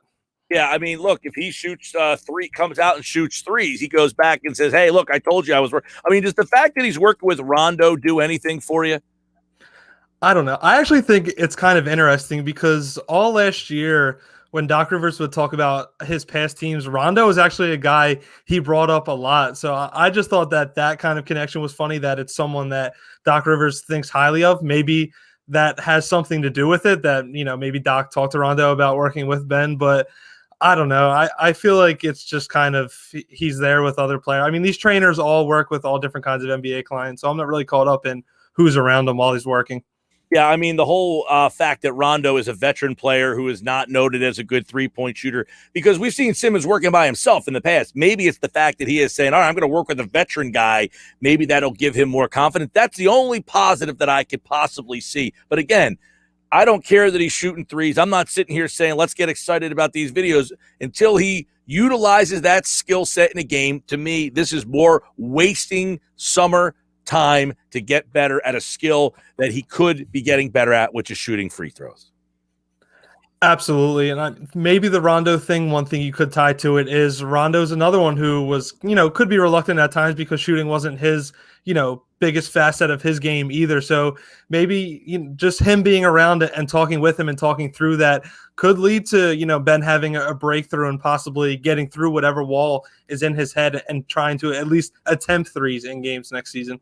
All right, the Summer Sixers are underway today. Give us a couple of guys that the fans should have their eyes on in these particular games. I'd honestly say almost all of them, as crazy as it sounds, for different reasons. For starters, Tyrese Maxi should be the one that everyone has circled, bolded, underlined. I mean, if there's someone you want to see on this squad, it should be Tyrese Maxi. We saw how great he looked in the postseason and towards the end of last year. There's no doubt in my mind that he's going to look like the best player on the floor come 4 o'clock when that game begins. But I want to see how Tyrese Maxi can grow as a playmaker, because if you look at the Sixers roster right now, it's pretty much filled to completion in terms of roster spots. And looking at the depth chart, Tyrese Maxey's realistically the point guard behind Ben Simmons. Daryl Morey said at the end of last year that they see a bigger role for Tyrese Maxey moving forward. So I want to see how Tyrese Maxey runs an offense, not only getting himself going, but getting the guys around him involved, because it realistically looks like he's going to be that full-time backup point guard, potentially sixth man for the Sixers. And then there's a lot of guys that could be vying for rotation spots throughout the year. You look at an Isaiah Joe who could compete with Furkan Korkmaz for rotation minutes. You know, how does his body look after a year of off-season training? How does the shot look? His defense improved. Paul Reed, someone who looked great in the G League, didn't really get much time after that. How has he grown as well? Can he take that next step? Can you potentially utilize him as a small ball five and give the Sixers more optionality in the front court going, further into the year? And then Charles Bassey, the second round pick, he's someone I'm very excited for. I think he has a lot of potential as that kind of third center on the roster, potentially a stretch big. I want to see how he does running the floor. How's he working the pick and roll? Can he roll hard? Can he catch lobs above the rim? And then can he space the floor? Because that is something that Andre Drummond cannot do. So if there's spacing issues that we saw last year are still a thing, that is an avenue for Charles Bassey to get himself minutes on the Sixers next season. Yeah, and Paul Reed, I guess, is another guy, too, who I guess I want to see if he can stretch out and shoot the three. He did it in the G League. He did not do it at the NBA level. So he would be those two guys, Bassey and Reed, I think could almost be challenging each other for some rotational minutes. Absolutely. And they give the Sixers a lot more optionality so that they could be guys that see a lot more minutes. I personally would like to see how Paul Reed plays alongside another big. When you look at his college tape and you look at the way the Blue Coats utilized him in the G League, they pretty much used him at the five. And I feel like at the NBA level, he's most likely going to be a four, maybe an athletic small ball five. But like you said, if he can space the floor, that also paves him a way to get on the floor. We saw the Georges Niang signing. The backup power forward position is going to be something that's going to be in competition in training camp. I don't feel like it's going to be handed right to Niang. If Paul Reed impresses and shows that he can defend and be athletic and stretch the floor, he could potentially be the backup to Tobias Harris as well. So I agree. This could be the start of a lot of competitions that we're going to see through camp for roles. Yeah, I know that one guy who's interesting is Isaiah Joe. He's another guy. I mean, he could pull up from all over the place, but can he show consistency in the catch and shoot? Can he create a little bit of a shot? I mean, you just signed Furkan Korkmaz. You would think that, he would be in kind of competition for minutes with Korkmaz, but if you just give Korkmaz that contract, where does he find a role if he impresses? He could just be another added shooter that you bring off the bench. I think when you look at Isaiah Joe's archetype, he is almost tailor-made to the 3-and-D type of player that we see in the NBA right now. And as we know, those type of guys are worth their weight in gold. I think the main thing with Isaiah Joe was he didn't really have the NBA-ready frame.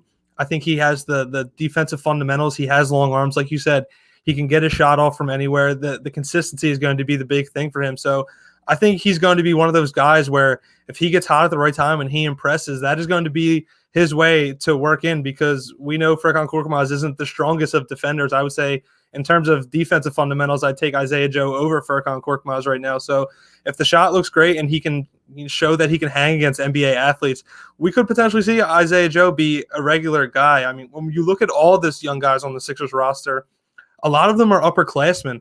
So these are guys that are 22, 23, 24 years old. They can come in and give minutes right now. It's not like a Jaden Springer situation where he's only 18. So if these guys can impress, they're all pretty much in that same age range off the bench. So I feel like any spot is essentially up for grabs for who impresses. Yeah, I was going to ask you, too, about Springer, the first-round pick this year. You almost have less anticipation for him than you do the second-round pick, Charles Bassey, and some of the guys from last year in the second round. I would say that's mainly just because of the age thing. When you take a guy at 18 years old, you know it's going to be a project. He's someone that they see the long-term goal in. I don't think he's going to be someone that's going to be competing for minutes on day one. Although defensively, I think he will be able to hang. I feel like the big step for Jaden Springer in year one is going to be assimilating him on the offensive side of the floor, which is something that could work well in a summer league situation where he's going against prospects more in his own range and not going against other NBA talent. Daryl Morey sees 3-and-D potential in him, so maybe that's something they try to work with in year one.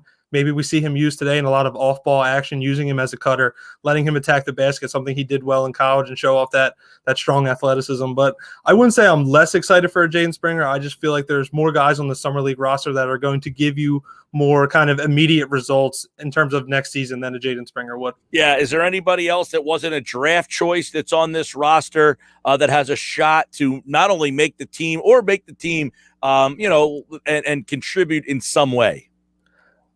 Maybe Aaron Henry, the guy they signed to a two-way contract right at the end of the draft. I feel like he gives a lot of that two-way physical defender potential that Matisse Thybulle shows. So I could definitely see him towards the end of the year if he impresses to get a converted contract.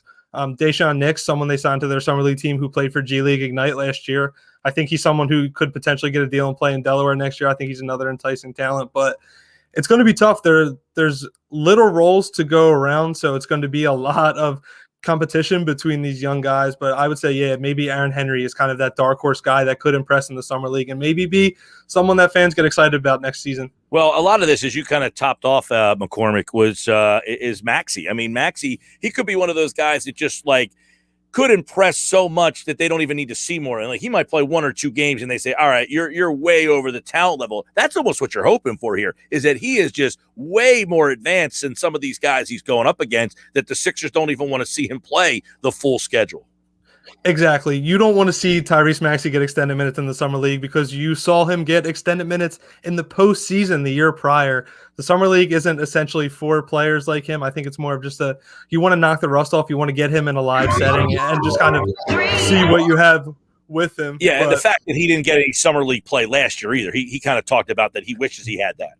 Exactly. And listen, at the end of the day, he's a competitor. He's a gym rat. I think part of it is he wants to be out there as well. He wants to show what he can do and kind of show off all his offseason work. So I agree. I don't think we should need to see much of Tyrese Maxi. And when he's out there, he should look like the top guy on the floor. Yeah, I know, Summer League is what it is. It's not like guys are winning rotational spots here, but I think it's a gateway to impressing, when they get to training camp, because as Daryl Morey has said, he thinks Maxi, now Thybulle's not playing in the Summer League. He's now going into his third year, but that he thinks there are pieces on the current roster that will have bigger roles next year. Now, did you happen to catch Morey respond to Pompey's article on Twitter the other day? No, I did not see that. What did he say? Basically, Pompey wrote an article saying that teams in the East have kind of passed the Sixers, and Morey responds with the Vegas odds that the Sixers still have the third best odds in the Eastern Conference. I mean, is that at least it wasn't a burner account, I guess, right? Listen, Daryl Morey is never one to shy away from getting his point across. Similar to when after the news broke of Danny Green re-signing, and he posted the best five-man lineups in terms of point differential, and the Sixers starting lineup was the top one. So, he loves to play the chess game on social media, and he should be confident about this team. I mean, while the postseason didn't go well, they still finished atop the Eastern Conference after finishing sixth the year before. Like you just said, there's a lot of nice, enticing young pieces off this bench. A Matisse Thybulle, someone who just was named to an all-defensive team, coming off the bench, only playing 20 minutes a night. Tyrese Maxi, who shined for you in the postseason at just 19, 20 years old. So I agree. I mean, the East definitely has gotten better, but in terms of multiple teams jumping them, I don't know if I'm ready to say that just yet. Yeah, it was a article that Pompey wrote. The Daily News site tweeted it out, to which Morey said, much work to do, but absolute nonsense on us not putting ourselves in a better position than most in the East. And then he has a screenshot of the futures odds, the Nets plus 1,500, the Bucks plus 400, and the Sixers plus 750. So he's basically saying, hey, we still have the third best odds, so I guess these other teams haven't surpassed us just yet. Yeah, and you also need to account for the fact that the Sixers might not be done. As we know, the talk of the offseason has been Ben Simmons and what's going to happen from him. I think now that the Summer Olympics are wrapping up and Team USA is coming back home, that the Damian Lillard rumor mill is going to start heating up again, and we could potentially see those sweepstakes. And if that comes about, we could see a drastic upgrade among the Sixers. But like I said, the East has definitely gotten better, but I think the Sixers are still a tier one team and might not be on the same level as a Milwaukee or Brooklyn, but they are not far behind, to say the least. Yeah. What did you think? Obviously, I think Drummond spoke when? Friday? Is that when he talked Friday? Yeah, it was I think it was Thursday, and then George Niang spoke on Friday. Right. So what is your take on those two additions and how they kind of fit in? Drummond, I think, maybe he told you that he really wanted to play for Doc, and that was one of the big reasons because he's going to take a lesser role to come here. Absolutely. Yeah, it was something he said during his media availability that playing for Doc Rivers is something that played a role in him coming here. Same with Niang. He also said that after speaking with Doc Rivers and Doc talking about his game and how he thinks he could fit in here in Philadelphia, that kind of swayed him as well. But for Drummond, I thought he showed extreme maturity. Like you said, he's willing to come here to take a lesser role, still in the prime years of his career. He's right around Embiid in age. He's only 27 years old. As crazy as that sounds, he's someone that pretty much from his second year in the league has started in just about every game he's appeared in, and now he's coming to play behind a Joel Embiid. And he seems to have taken it gracefully, very similar to Dwight Howard. He understands the situation here. He knows that Joel Embiid is the franchise cornerstone, and he wants to add to that and doesn't really want to, throw a wrench in things in the locker room. Yeah, Drummond in.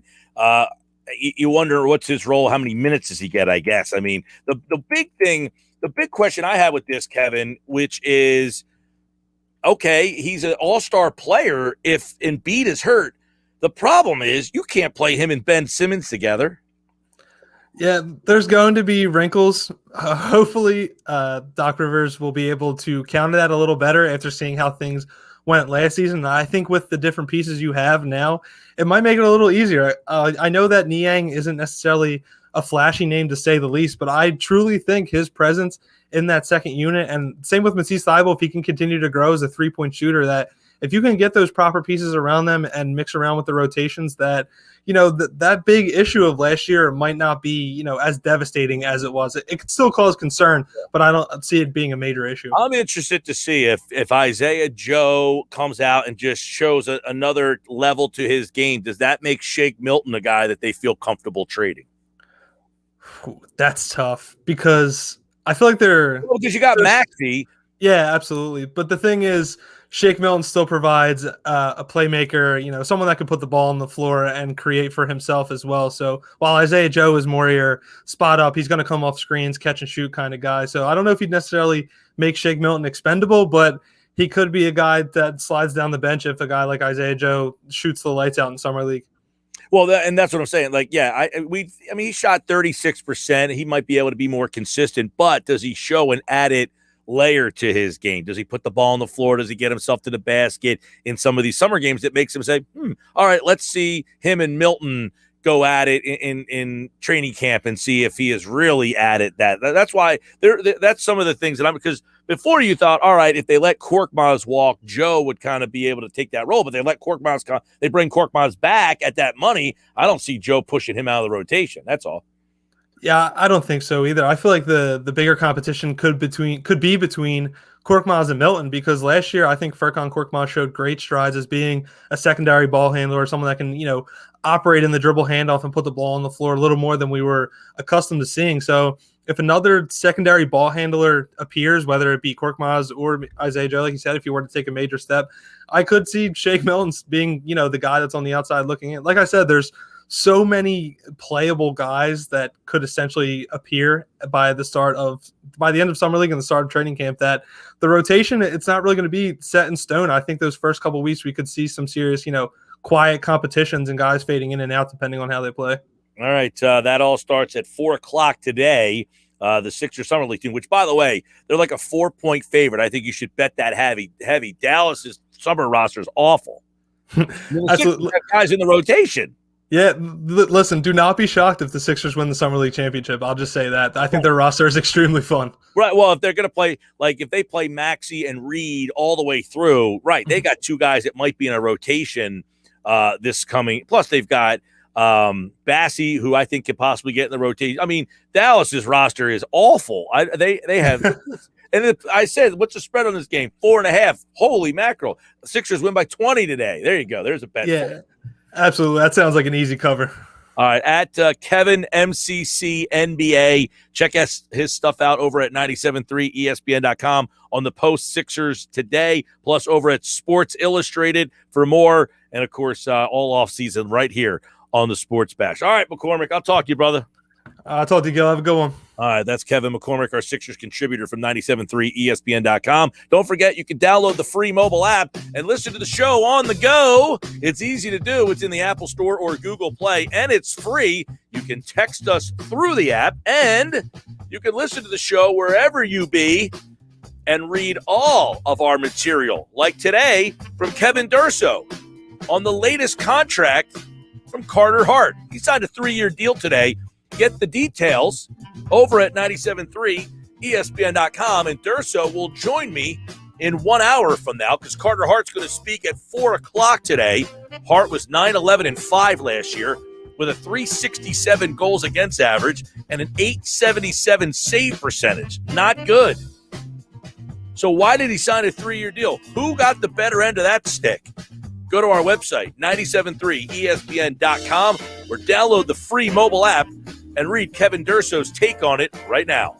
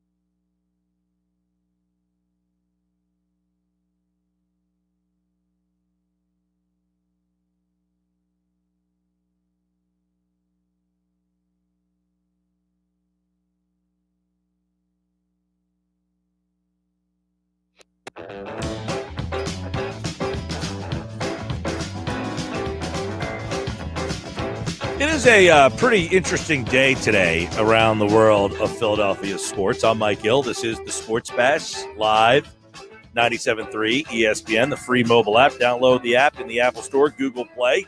Ben Simmons Instagram shooting videos. It feels like summer. It's not summer unless we get the Ben Simmons shooting the three in summer league. In summer videos, right? That's out there. Kendrick Perkins says Ben Simmons is willing not to report to training camp. That's something interesting. You know, Kendrick Perkins, they're getting ready for the summer league, and he recently, I think just not too long ago, in the pregame to whatever game is coming up. What game is coming up on ESPN TV here? Let's see. Do they have a game on? No, it's just they're getting ready for a game, or the summer league's going on. They're just there talking about some off-season stuff, and they have Kendrick Perkins on there, who basically throws out this little nugget, which is quite interesting. Possibility could happen. Ben Simmons is not answering the phone calls. He don't want to be with the 76ers, and from what I heard, he's willing not to report to training camp. And we'll go as far as it takes for him to get out of Philly. So I say with smoke is fine. Did you see Perk just slip that in there at the end? I did. You say that last part again? You've heard that he is willing not to show up to training camp. That was Kendrick Perkins just moments ago saying that Ben Simmons is not answering the phone calls. He doesn't want to be with the Sixers. And from what I have heard, he is willing not to report to training camp and will go as long as it takes for him to get out of Philly. So I say where there's smoke, there's fire. So we've heard a lot of this stuff, right? Recently we've heard, Jake Fisher, who has been on our show. He wrote the book about Built to Lose, the tanking book. He reported that Ben Simmons was not returning phone calls, that he was not talking to the team, that he had not answered any of their phone calls. And it kind of just got pushed aside. Well, all of a sudden, here's Kendrick Perkins saying something very similar. Now, do I believe that Kendrick Perkins has somebody telling him that he says, from what I've heard, he's willing not to report to training camp? That, to me, is very interesting. Because if Ben Simmons wants out, now, Daryl Morey gets put into a tough situation because if people around the league start to hear that Ben Simmons wants out, now all of a sudden, Morey is in a much tougher situation that he was already in, where his value seemingly has gone down. But if Ben Simmons is willing to not show up to training camp, that puts a whole nother wrench in the wheel, don't you think? Now, we don't know this to be accurate. We don't know this to be true. I'm not saying that Kendrick Perkins is making this up, but it's certainly some interesting comments, don't you think? 609-403-0973. So on a day where Simmons puts out his, I don't know that Simmons put the videos out. I don't know who puts them out. Somebody actually shoots them. He's in the video shooting.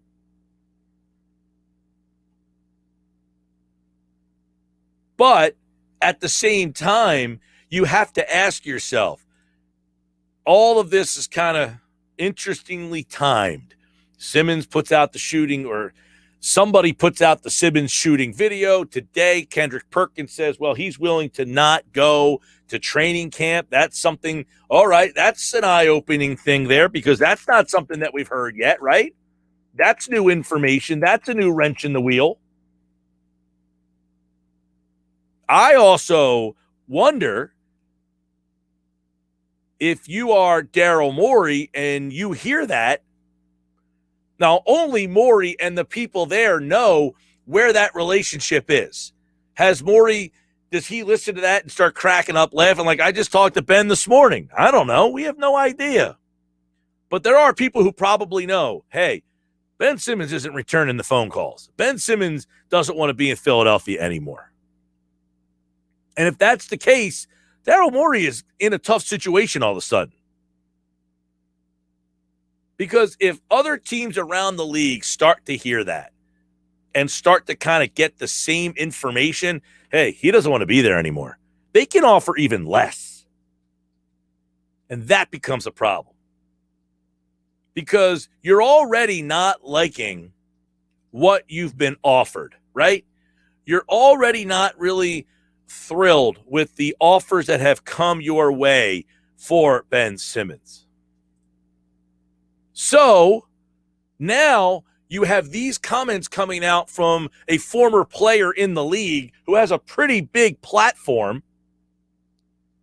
And he's saying, well, I've heard he doesn't want to go back and he's willing to sit out of training camp.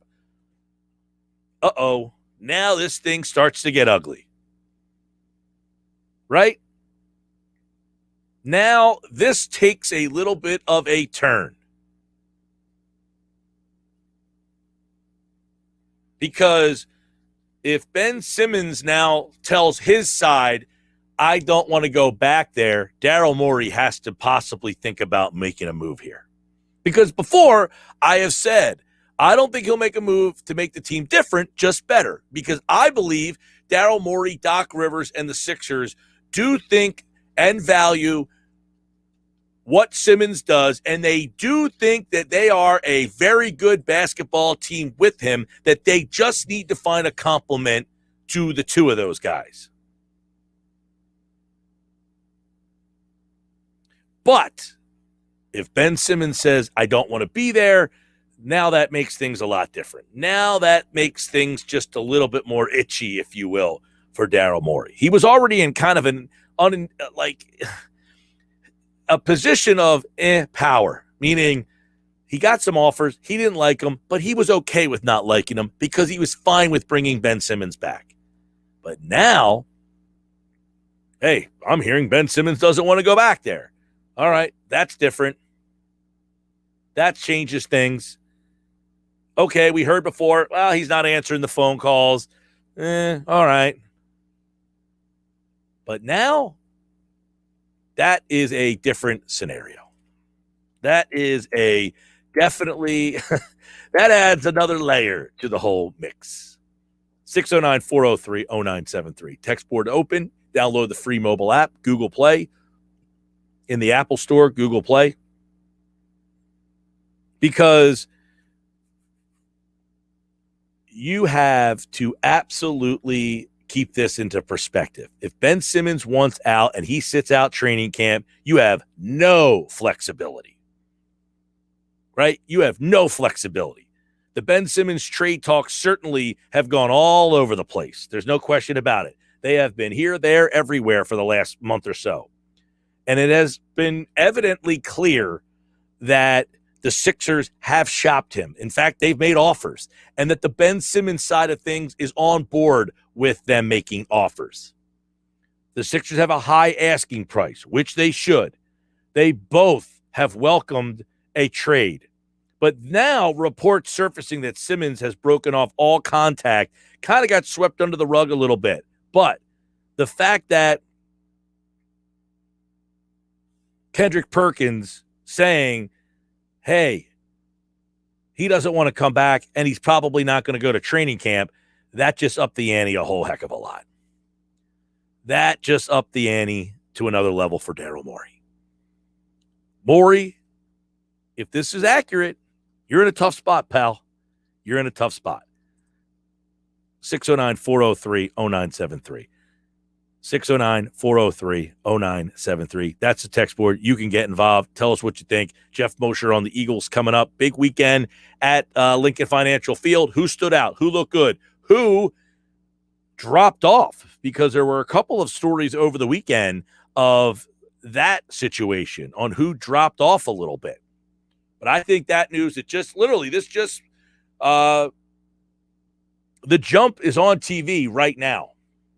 And Perkins literally was just on there and literally just said those comments. I just read them for you, what he said verbatim. You heard it. I played the audio for you, but I'll read it again one more time just to kind of give you a little perspective on what he had to say. And he said, quote, Ben Simmons is not answering the phone calls. He doesn't want to be with the Sixers. And from what I heard, he's willing not to report to camp and will go as long as it takes to get out of Philly. All right? There you go.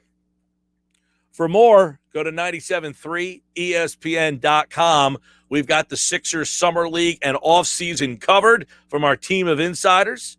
And don't forget, on the other side, it is football at 4. We're brought to you by Matt Blatt Nissan, the all-new Matt Blatt Nissan, now open, Black Horse Pike, Egg Harbor Township, next to Home Depot, online, mattblattnissan.com. I'm Mike Gill.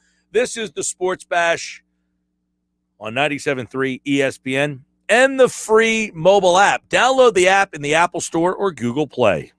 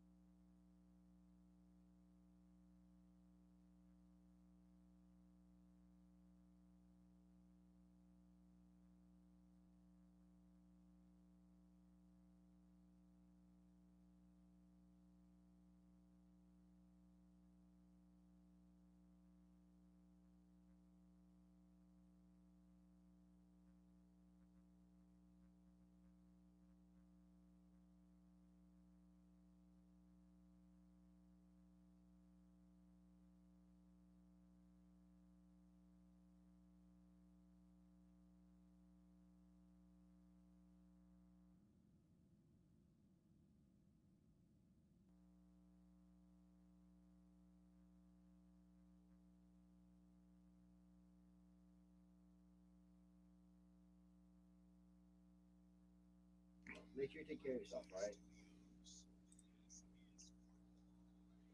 Football at 4 is powered by the Inside the Birds podcast, and it is brought to you by Prop Swap, where America buys and sells sports bets. Go to PropSwap.com. Download the Prop Swap app today. I'm your host, Mike Gill. What's going on, everybody? Here on a Monday edition. That means Jeff Mosher is in the house from the Inside the Birds podcast. A new podcast dropped this morning. You can check that out wherever you listen to your podcast. Jeff Mosher here on the Sports Bash. A interesting weekend up at training camp. The team was out at Lincoln Financial Field last night. And Mosh, you know, this is interesting because the Phillies are in first place. The Eagles can kind of hide under the radar a little bit here. It's a little odd, don't you think?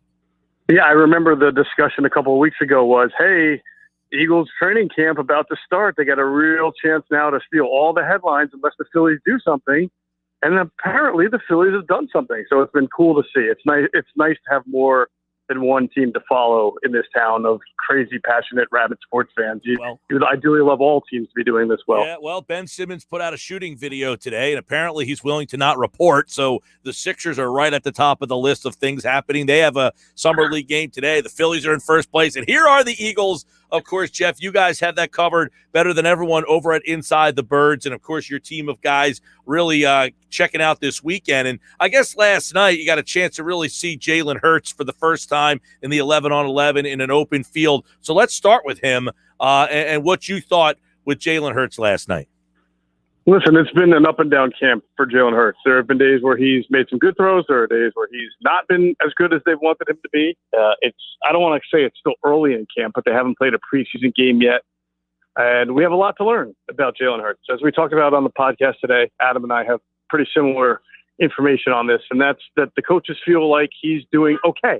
You know, they didn't say we weren't told that the coaches feel like he's doing great. We weren't told that the coaches are really disappointed. They feel like it's somewhere in the middle. I think one word that was used to describe it was an average camp so far. And, that might be disappointing to some. It might be expected for others. I think it's way too early to determine what that's going to mean for the season. But I'm glad we have a preseason game coming up this week. And then obviously you start to get a little deeper into camp. The offense should be pretty much all installed. So you'll see some more comfortability that the offense will have with the plays that they're asked to execute. They'll start to see the defensive looks they've been seeing all throughout camp, which have been very varied. And I think that that's one of the reasons that all the quarterbacks have kind of held on to the ball a little bit longer, because Jonathan Gannon's defense is doing a lot of stuff up front and pre-snap that might make them hold on to the ball a little bit. But as you get deeper into camp, that's not, you can't fall back on that anymore. Every day, the coaches and the players go through the film and they want to make the corrections and they want to see you do better the next day than you did the day before. And so hopefully things will start to stabilize for the offense as we get deeper into camp. Yeah, I want to get you got Hurts last night, and how about his arsenal of weapons and how that kind of looked? Who's he connecting with, and what's out there for him? We obviously know Devonta Smith's not there, so who's stepping up and who's stepping in?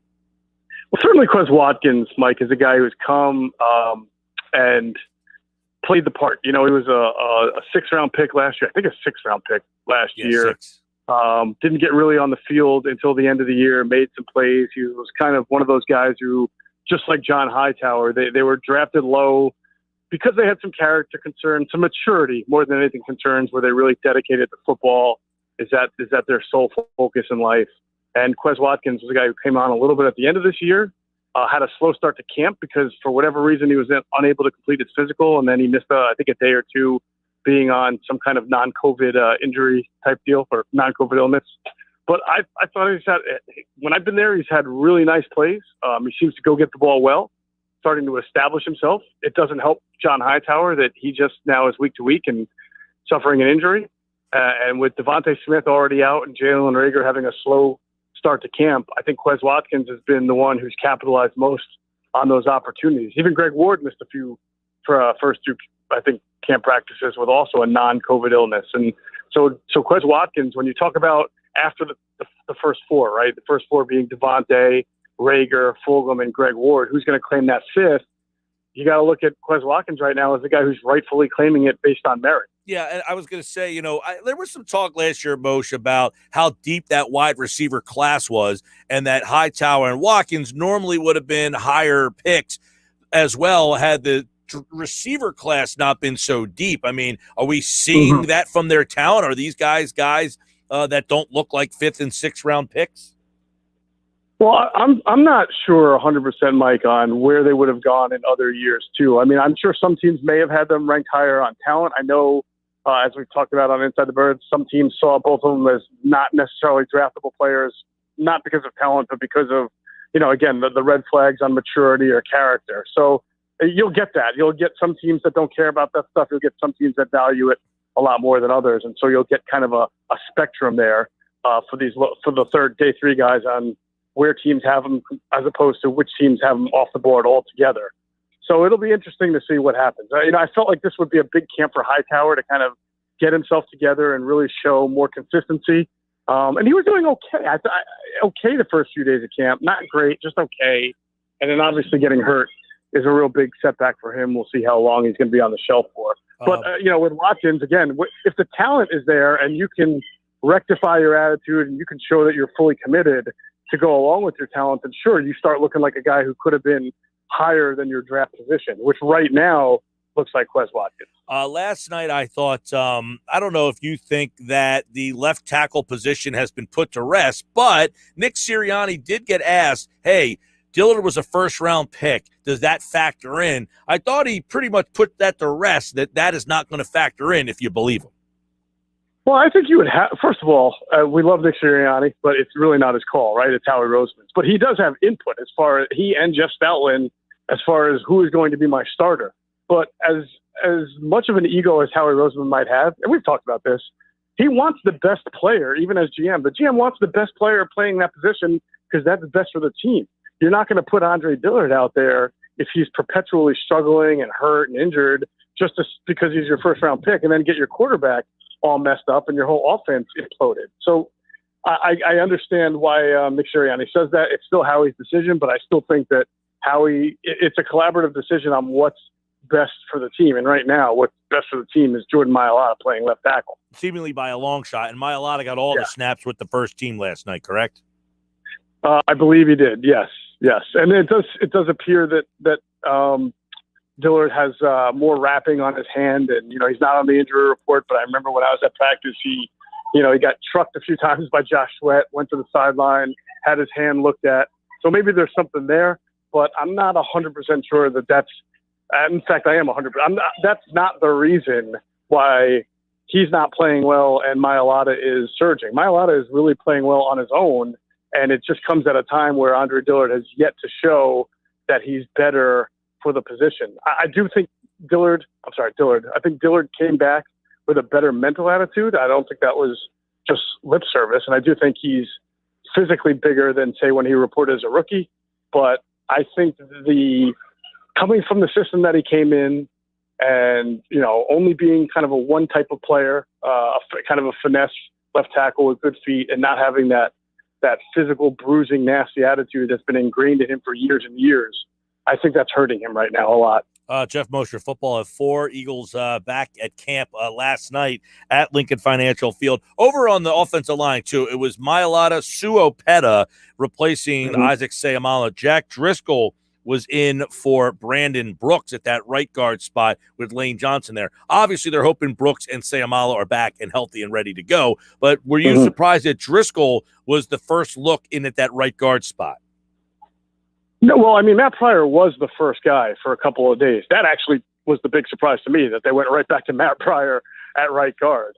And at left guard, of course, was Nate Herbig for the first couple of days while Seumalo was out. It doesn't surprise me that they're trying different combinations because they have such good offensive line depth and they want to give everybody a fair shot. Now, Driscoll playing right guard is not a surprise to me either, because when he was drafted, we talked about this a little bit last year, Mike. When he was drafted, they felt that Auburn offense that he came from, his athleticism, would really translate well to a modern NFL offense, even as an interior offensive lineman. They felt he was athletic enough to play center if they really needed him to, if they trained him to. Right. That's how good they thought his footwork was. He was light at the time that they drafted him, so he was more ready to play tackle, which he did in, quite a bit, even in the opener, than he was to play guard where you need a little more, bulk to you. But he's added that weight in the offseason. And so now they want to train him at right guard because that's a spot where you can see him really sliding in if Lane Johnson's healthy, but they have an issue at guard. He's someone who could project to be a guard, if not a tackle, for years to come. Jeff, let's go to defense because the defensive line seemingly is becoming, a pretty good story at Eagles camp. And how did they look last night? The defensive line seems like they are really becoming one of the storylines. I think all throughout camp, Mike, that Barnett and Josh Sweat have been the headliners. And, it's almost like, I don't know if this is 100%. I'm not in Derek Barnett's head, but you'd have to think with Josh Sweat playing so well and getting some first-team reps even on the first day, and Derek Barnett kind of being on the last year of his deal. And by the way, that restructure really is all about dummy years. This is still the last year of his deal. You would have to think that that's pushing Derek Barnett a little bit. He wants to get a long-term deal. He probably wants to be an Eagle for quite a while. He wants to show why he was a first-round pick. And last year at this time, he was not healthy. He was injured. He was very light for whatever reason.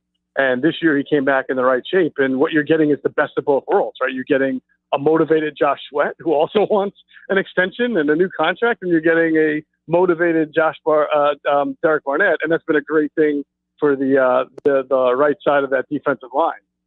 Jeff, obviously a lot of people looking at this secondary in the preseason when they got Steven Nelson, you looked at it differently. But Zach McPherson's a guy that we keep hearing a lot about. How does he kind of fit in with what he's doing?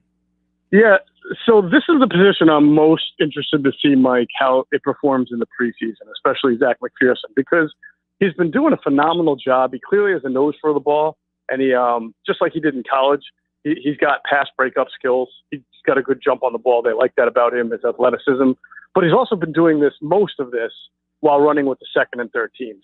So as we've seen a lot, cornerbacks can look good in training camp practices, but then you put them in games and you get a different result. So obviously this game coming up Thursday night and then the next two after that are going to be real good showcases for Zach McPherson to see if what we're seeing is real or more of the byproduct of being, on the lesser, the second and third teams and going up against lesser talent. To me, it's not that much of a difference because he's not going to be starting anyway.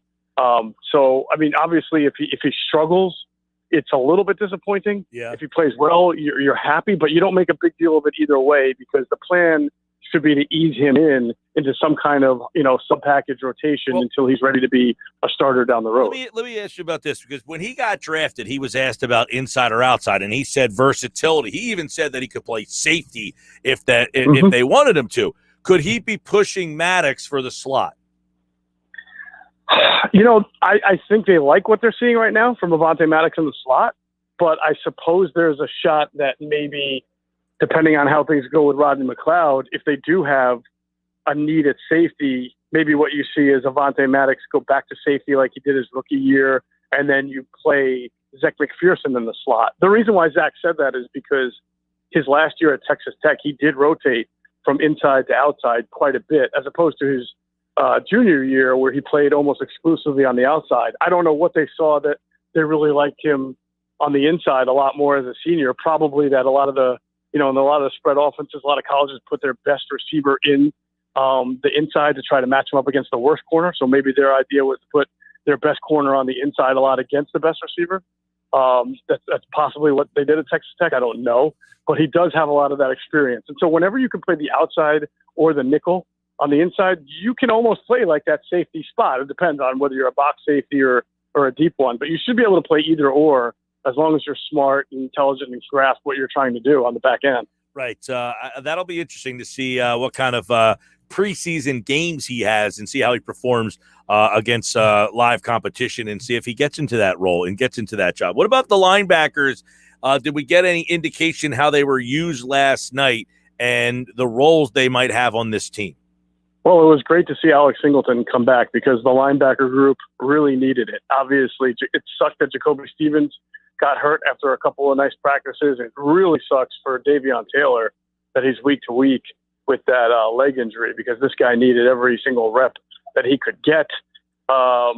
And then obviously with Singleton, who was out for a while, you saw probably more TJ Edwards in packages that were, nickel packages where you're not sure he's best suited for. Although I will say, I think TJ has had a pretty good camp, and Adam and I have both heard that as well. So it is nice to hear that, but they really needed Alex Singleton to come back. And the interesting thing was Alex, he was vaccinated and he still wound up testing positive, but he didn't have terrible symptoms. So he was able to do some things in his hotel to try to stay in shape. So now we'll get a chance to see over the next week or two or more how he fits this Jonathan Gannon style defense. I'm sure Jonathan Gannon is probably the happiest ball to have a guy like him back, because overall he has a chance to be one of their best linebackers. Yeah, you would think. I mean, Wilson is you would think definitively out there, and I guess we think Singleton's going to be the other guy, right? I mean, you never know. I think there's going to be different packages for different situations. They are using Osman and Jannard Avery as kind of and I'm sure when Kerrigan gets back, they'll be kind of your stand-up linebacker who rushes the passer at certain times. But yeah, I would think that Singleton.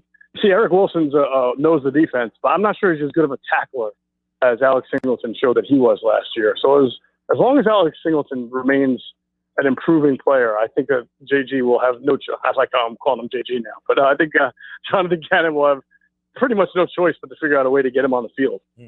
All right. Jeff Bosher, of course, Football at 4, powered by the Inside the Birds podcast. Game week. The Eagles play Thursday night against the Pittsburgh Steelers. I'll ask you, any indication on whether or not Jalen Hurts will play in that game? I have seen, a handful of starting quarterbacks have not played in these early preseason games. I have a feeling that he will. I mean, this is not like a Ben Roethlisberger situation where, he's played 10 years in the league and you don't have to see him. You only have 3 games now. So I would think that you would see Jalen Hurts, but I don't have any kind of indication of whether or not he will or won't play. But this is a different kind of style preseason now and a different quarterback situation than the Eagles have had in the past. So I would think they would want to get him some reps. Yeah, you would think that, now I guess if you don't somebody brought up a good point. I think it was Adam the other day that brought up the point of, if you're not playing him in games, what are you going to do? Split 50-50 reps between Joe Flacco, a Super Bowl champion, and Nick Mullins? I mean, you're going to ask those guys to play 50% of preseason games. So I guess that's an indication that Hurts is going to play in most of these games because they don't have a fourth quarterback on the roster, right? No, they don't have a fourth quarterback right now. I think, obviously, yeah, you'll probably have to see a little more of Flacco and Mullins as in game 2 and game 3. I'm sure they're fine with playing Mullins as much as they need, and I'm sure Nick Mullins is fine with that as well. But Hurts will have to get snaps. I mean, to be totally fair to Hurts, I know this might bother some people, but it's not like he's the franchise quarterback with a long-term deal and you're worried about getting him hurt out there. I mean, you need to see him play out there to see what he's going to do. And if he were to get hurt, it would suck, but it's not like, oh my God, there goes our $100 million investment. You know what I'm saying? Like, there's a risk-reward element here, and they absolutely have to take the risk to see what they're getting out of Jalen Hurts, even in the preseason. Did you get anything on the running backs last night? I just think that it's been pretty par for the course all camp long, in that Miles Sanders is going to be your number 1 running back. He's not getting a whole lot of touches. That's not because of any disappointment. It's just because he's Miles Sanders. They already know that he's their guy. Jordan Howard, to me, is getting a good amount of carries because right now he's the leader to be the backup running back, the kind of guy who will get the most carries if Miles Sanders will get hurt. Kenny Gainwell has done a nice job catching the ball. Boston Scott's done a nice job carrying and catching the ball. And I think as we sit here today, those 4 are your kind of top 4, and it's up to Kerryon Johnson to, pick it up and prove something else. Real quick, last night Sirianni was asked about the RPO. Is that something we anticipated seeing a lot of? Well, I would think so. If Nick Sirianni is as smart of a coach as Jeff Lurie has said he is, he'll know that one of Jalen Hurts' best attributes at Oklahoma was working off of RPOs. So even if it's not something he did a whole lot of in Indianapolis, you would think it would be something he'd want to incorporate into this offense with Jalen Hurts leading the way, because that's a good concept of offense that Jalen Hurts has thrived on. You can't make it predominantly your offense, but you can add it in at times when you think it gives you an advantage. Jeff Mosher and the guys have the Inside the Birds podcast out. The next one drops Thursday. It'll be the night of the Eagles and the Steelers, which you can hear live on 97.3 ESPN. The first preseason game kicks off this week for Philly, and, of course, football at 4 will have you covered. All right, at Jeff Mosher NFL, and check out the Inside the Birds podcast wherever you listen to your podcast. Download it, and, of course, make it a part of your daily routine. Thank you, pal. You got it, Mike. Talk to you soon. All right, there's Jeff Mosher from the Inside the Birds podcast right here on the Sports Bash Live on 97.3 ESPN and the free mobile app. You can download the free mobile app in the Apple Store or Google Play. It's brought to you this hour by PropSwap, America's sports betting marketplace. Sell your sports bet and take your profit. Find out how at PropSwap.com. Download the PropSwap app today. I'm Mike Hill. This is the Sports Bash. Hopefully you're enjoying your Monday, in which we have so much going on. Sixers Summer League's in action. They're winning 20-14. It's been a sloppy start. Cold shooting, couple of missed dunks. I'll get you up to date. I got the game. Maxi just hit another three. I just saw him hit 2 threes back-to-back. Maxi looks like he has already grown a little bit. I'll give you more details on that. Isaiah Joe, too, by the way. He looks pretty good. Sixers are kind of pulling away a little bit here after a sloppy start. Isaiah Joe, 3 for 4 from three-point range in the early going. I got all the details here on the Sports Bash. It's live. It's on your radio on 97.3 ESPN. It's on your video over at YouTube. Check out our YouTube channel and subscribe to watch the Sports Bash live every day with me, Mike Hill.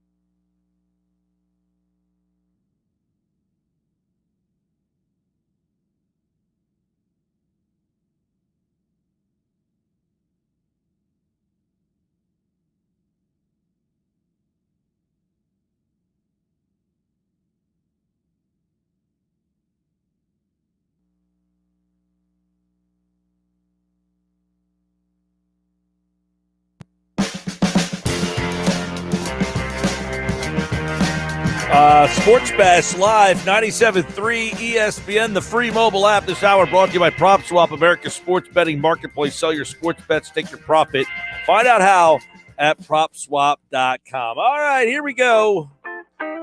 Do you remember these are events that happened on this day? What's today's date? The 9th of August. On this day, August the 9th. These are events that happened on this day, August the 9th. In sports history. By the way, quick update, Sixers. By the way, I told you to bet the Sixers. They were 4.5-point favorites. They're up by 15, 16 now. Actually, they're up by 15. He made the free throw at the end of 31-14. Actually, they're up by 16. Sorry. He made the free throw. I thought he missed it. I'm watching on my phone, kind of off in the distance. These are events that happened on this day, August the 9th. In sports history. It's a big one today, actually. 1988, the Edmonton Oilers traded Wayne Gretzky, Marty McSorley,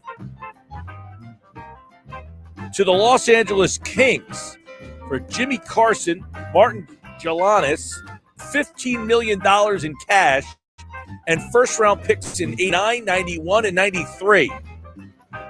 The Oilers had won 4 Stanley Cups in 5 seasons prior to the trade. So Gretzky goes to the Kings. Now, the Kings actually make a Stanley Cup. He puts the Kings on the map, but the $15 million in cash, Edmonton had kind of been strapping. So they have to figure out what to do here. They trade Wayne Gretzky. It's kind of crazy when you think of it. It's like trading Michael Jordan in his prime. Really? Like, Wayne Gretzky is still playing in his prime, and he gets traded. Now, this helps the league out because he's in Edmonton, which is a nothing burger market. He goes to L.A., and he's still, he's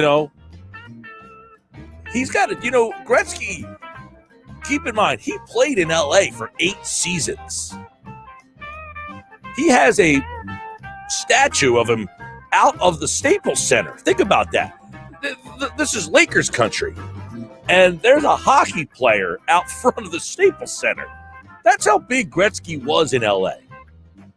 He got them to a Stanley Cup final. And then finally, let's see, and he gets traded in 88. Now he's got a statue of him outside of Edmonton, too, by the way. But, Gretzky, by the way, is 60 years old now. It's unbelievable. He's the greatest hockey player ever. But seriously, he gets traded by Edmonton in 88. It's like trading Michael Jordan at the top of his game. Like, it was unheard of to think of this trade happen. When he left Edmonton, his last year in Edmonton, think about this.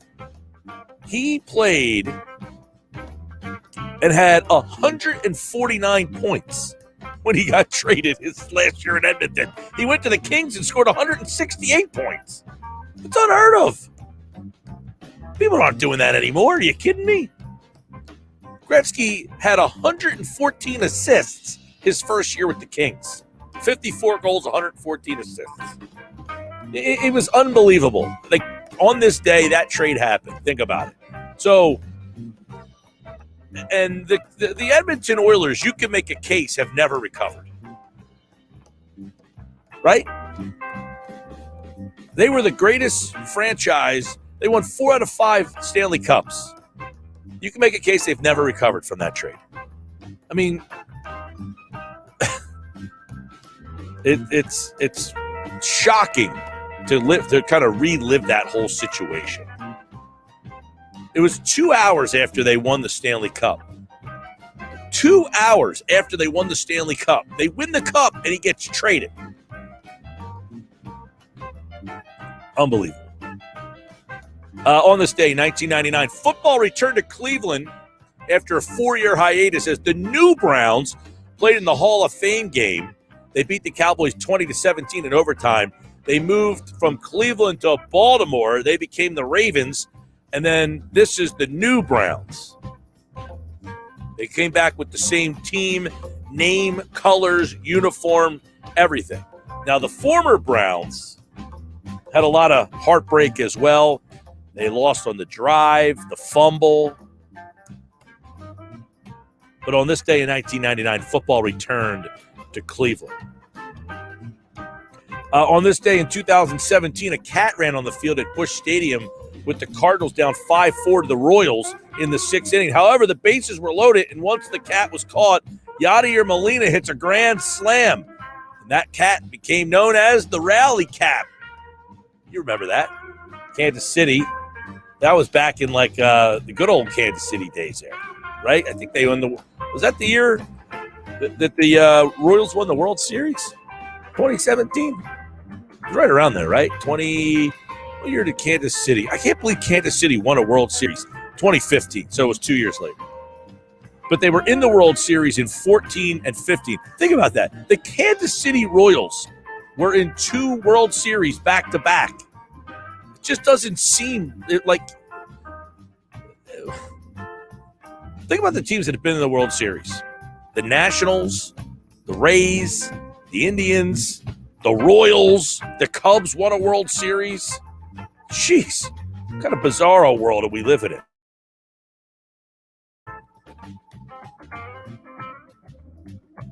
Kevin Durso is going to join us. Speaking of Wayne Gretzky getting traded on this day, Flyers made a move today. It's a very interesting move. It's a big enough move that we need Kevin Durso to explain it for us. Coming up on the other side, here on the Sports Bash Live, 97.3 ESPN, the free mobile app. You can download the free mobile app in the App Store, Google Play. You can text us through the free mobile app. Sixers kind of pulling away. They're up 21 now. Summer League Sixers. Hey, I told you can bet the Sixers in the Summer League. They were a 4.5-point favorite. It's an easy way to make a couple quick bucks. What did Ben Simmons...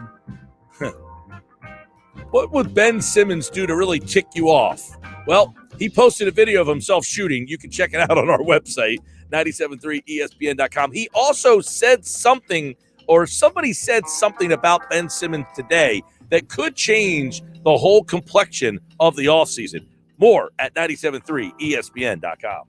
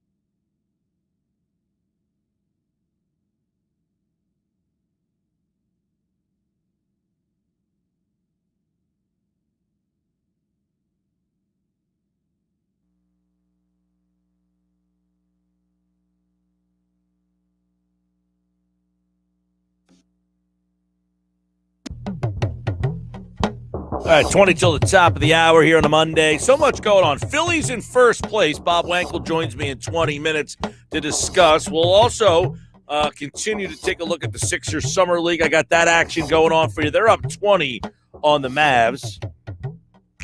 That game is currently in action. I got that. Plus more on Ben Simmons right now. New information over at 973ESPN.com. Eagles training camp continues. We have all the latest on who's standing out. Go to our website, 973ESPN.com. But right now, let's check in on the Flyers, who made an interesting decision today. They handed out a 3-year deal to their goaltender, Carter Hart, and a lot of people taking a look a little deeper into this deal. We will do that now with 97.3 ESPN.com Flyers insider Kevin Durso. He joins us right now here on a Sports Bash Monday. What's going on, Durso? What's going on, Mike? How you doing? I'm doing good, man. The Flyers squeaked into the day here today. It seems like all these other things are happening, and here are the Flyers making a little bit of news today. And I would classify this as pretty interesting news, considering Carter Hart is probably the most important player on the team. He signed a 3-year, $11 million contract today with the Flyers. Struggled last year. What do you make of this deal? Who wins out in this one? Well, before I get into that, I got to say, because you said they squeezed into the day. I'm currently talking to you from Reedville, Virginia on vacation. If I could have, I would have bet my life savings on a deal happening between last Saturday and this Wednesday, because it's just how it goes. So I'm not surprised something happened. Right now, probably Carter Hart wins the deal more than the Flyers do, given last season. But I think that this has the potential to be a win for both sides, especially if Carter Hart gets back to the level of play that we have seen from him in the past. If he puts this year behind him like he wants to and gets back to the form he had 2 seasons ago, he had a 24-13-3 record, 242 goals against, 914 save percentage. That's right up there with some of the best in the league when you can really put that together in a full 82-game season on a regular basis. Last season's numbers weren't good, and he knows it, and he's his worst critic. He's the harshest critic on himself. He puts a lot on his shoulders. And he just talked with us a few minutes ago and basically said he took a month off from being on the ice, took a month off from everything around the game, and took some time to clear his head a little bit, and that might help him moving forward. So for now, certainly the cap hit doesn't look great in comparison by some of the other goaltenders out there who have signed deals coming off of their entry-level deal who have gone on to be greats in the game.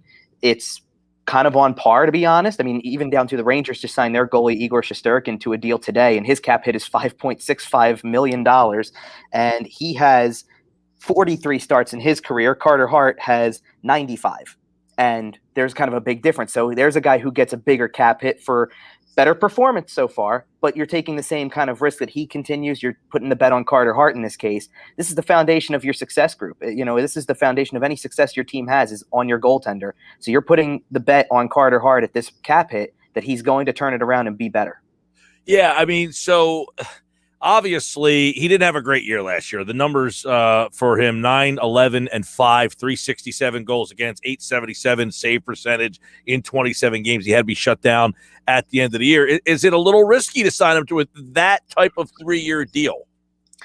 I think it's more a commitment, to be honest. I think it's just more of a commitment that he's your franchise goalie and you're putting a lot of your hopes behind him. I told you back when Martin Jones signed that even though this was the guy coming in as a backup, and even though he had some 3 rough seasons in a row, and you're kind of looking for the same bounce back kind of project, if you will, with this goaltender, that the bigger bet was probably still on Carter Hart, because that's the guy you're basing all of your success around. You want Carter Hart to start more games than Martin Jones does. So if you're going to hope that Martin Jones bounces back and maybe does it in 25 to 30 starts, then okay, you can put some hope into that. And it's not as huge of a risk as saying, well, the goalie who makes 55 starts really needs to bounce back. So that's what the bet is.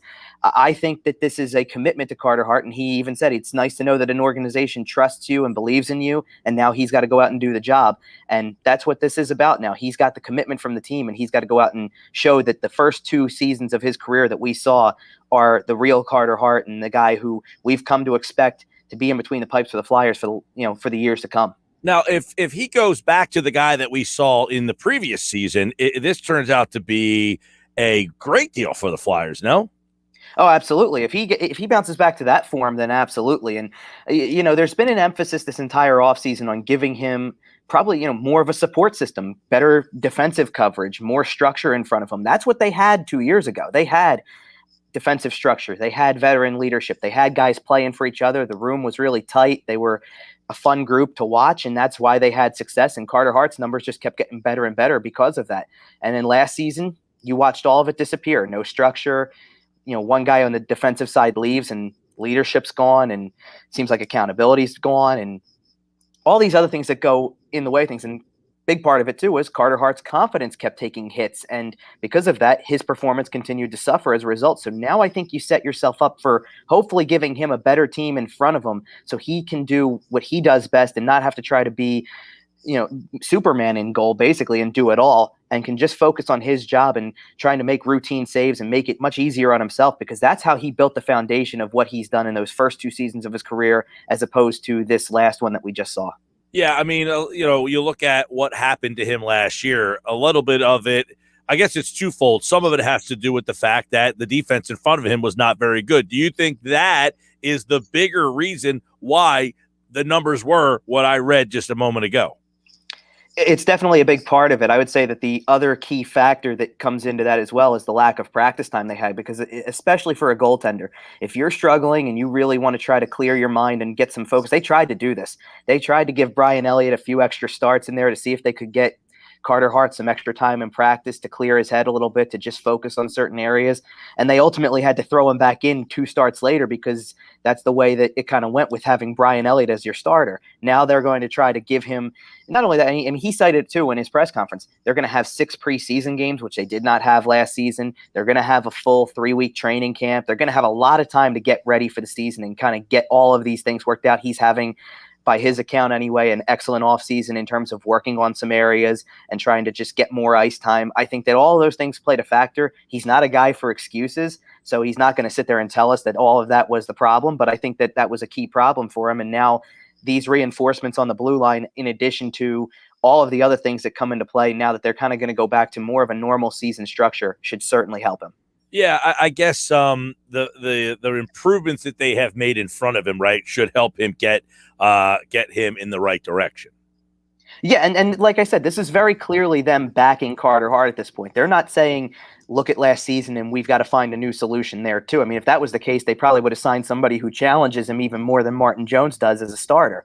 I don't think they did that, even though Jones would like to compete for some starts and Carter Hart's welcoming the competition. I don't see it that way. I see there is a clear 1-2 in this case.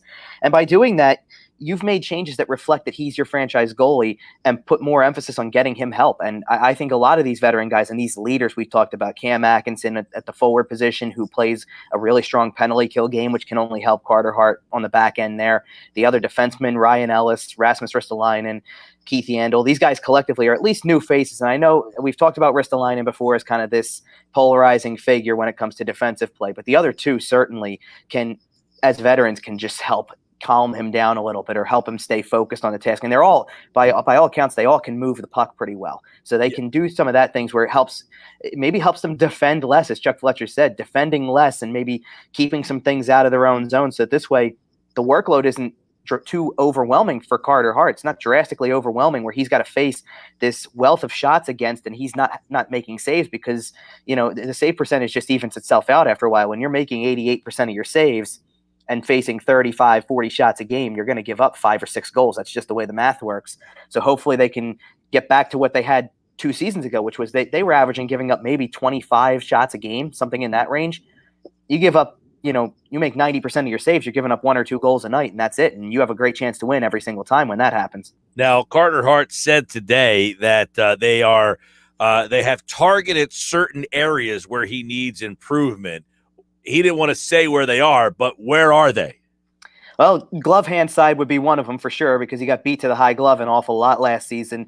I wouldn't be surprised if part of it is also just working on some things in his structure in general, maybe just closing off some of the small gaps that he's able to leave sometimes that shooters can take advantage of. Maybe it's things under his blocker arm or under his glove arm, the 5-hole. You could work on a lot of those areas. I don't think he has a particular glaring weakness outside of that glove hand that was really on display last season. I mean, pretty much everybody knew to start targeting it after a while, and that's how they were scoring at such a clip.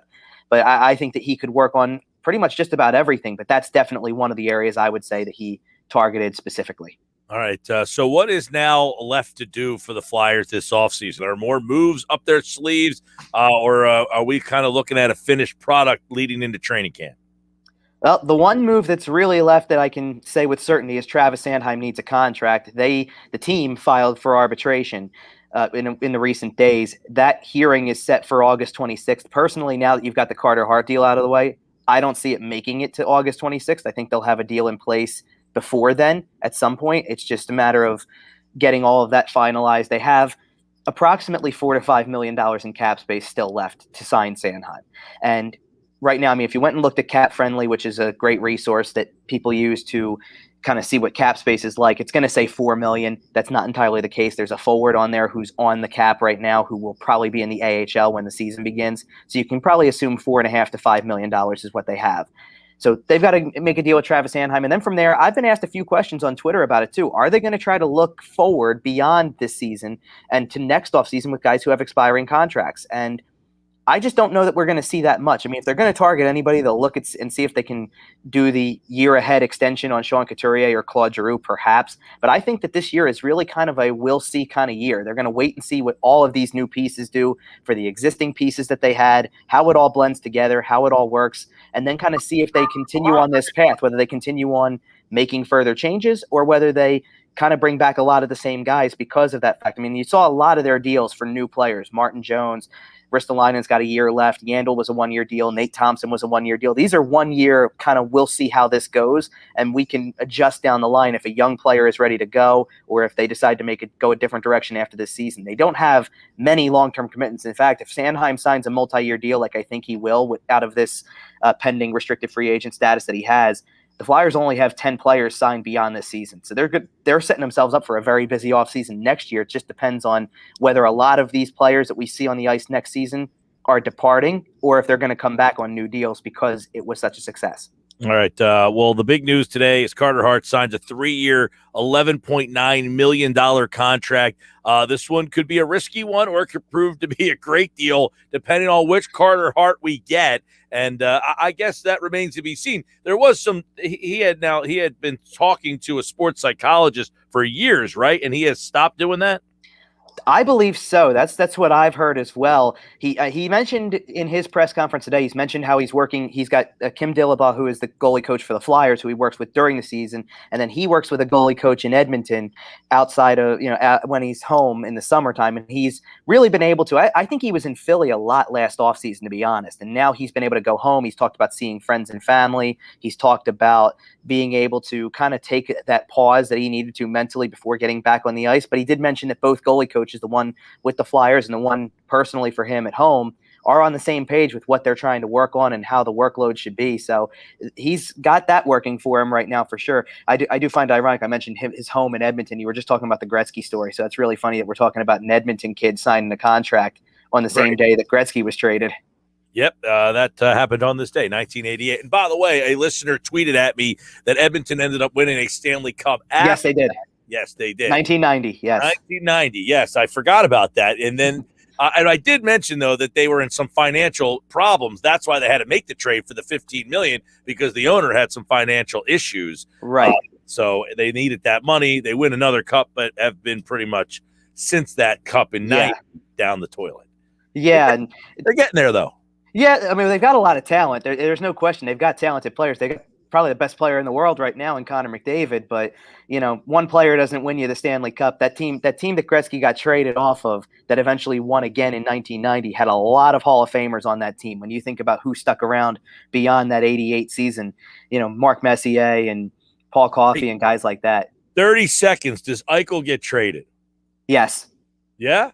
Yeah, I think so. I think that just keeps that story just keeps evolving more and more, and it sounds like he's done in Buffalo. I'm going to be in by Buffalo all next week, and I'm all amped up to listen to Sports Talk Radio up there. I want to hear what happens here, right? Yeah, absolutely, for sure. At Kevin_Durso for more on the Flyers offseason. Check out 97.3ESPN.com. All right, enjoy the rest of your vacation, man. Thanks, Mike. Appreciate it. Durso on vacation, kind enough to jump on board and break down the Carter Hart. Risky deal, could be a good one. Look, if he plays like he did 2 years ago, they got a steal at that price. If he plays like he did last year, he got ripped off. I don't think he will. I think he'll be fine. All right, Sports Bash Live, 97.3 ESPN, the free mobile app. Marcus, the Mets fan, chimes in and says, yes, I will eat crow today. Phillies first place. Mets showed hardly no fight during the game, except a little on Saturday in the ninth. Well, their fans fought in the upper deck, too. You can check out that video on our website, 973ESPN.com. The schedule was tough for the Mets, and the Phillies have the easiest remaining schedule in the East, if not the entire National League. Yeah, the Mets play 13 out of their next 16 against the Dodgers and Giants. Have fun with that. When we come back, we will talk more about the Phillies and that series and what's ahead. Bob Wankel from Crossing Broad.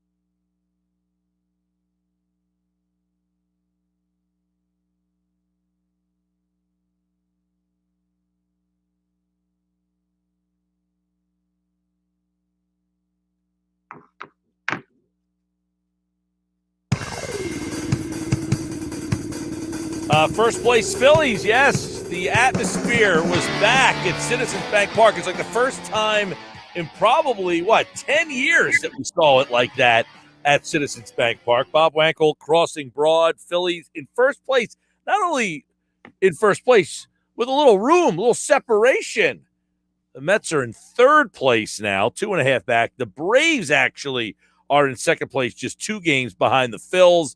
Phils have the night off. They'll play the Dodgers tomorrow.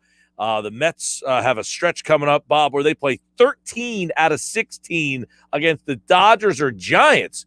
So is this going to be a 2-horse race down the stretch? No, I don't think so, actually. Listen, the Phillies have done a great job here to jump into first place, even create a little bit of cushion. I mean, to gain 7 games in the standings in an 8-day stretch is simply remarkable.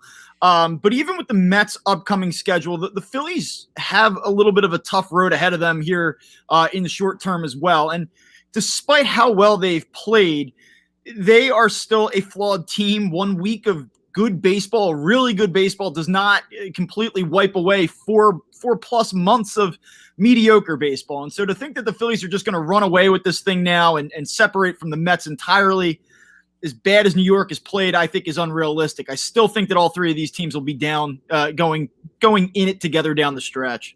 Yeah, obviously the Phillies are playing really good baseball right now. They've won 8 in a row. What are some of the things that they have done during this 8-game stretch that they were not doing that we've talked about a lot about? Well, we can't buy into this team. We can't believe in them.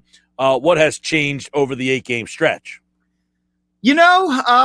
Listen, I mean, the one thing that you can really point to is the offense. You go back to this offense, right, and look at what they did in April, May, and June. They had the 7th most strikeouts in all of baseball. Now they have the 3rd least since July 1st.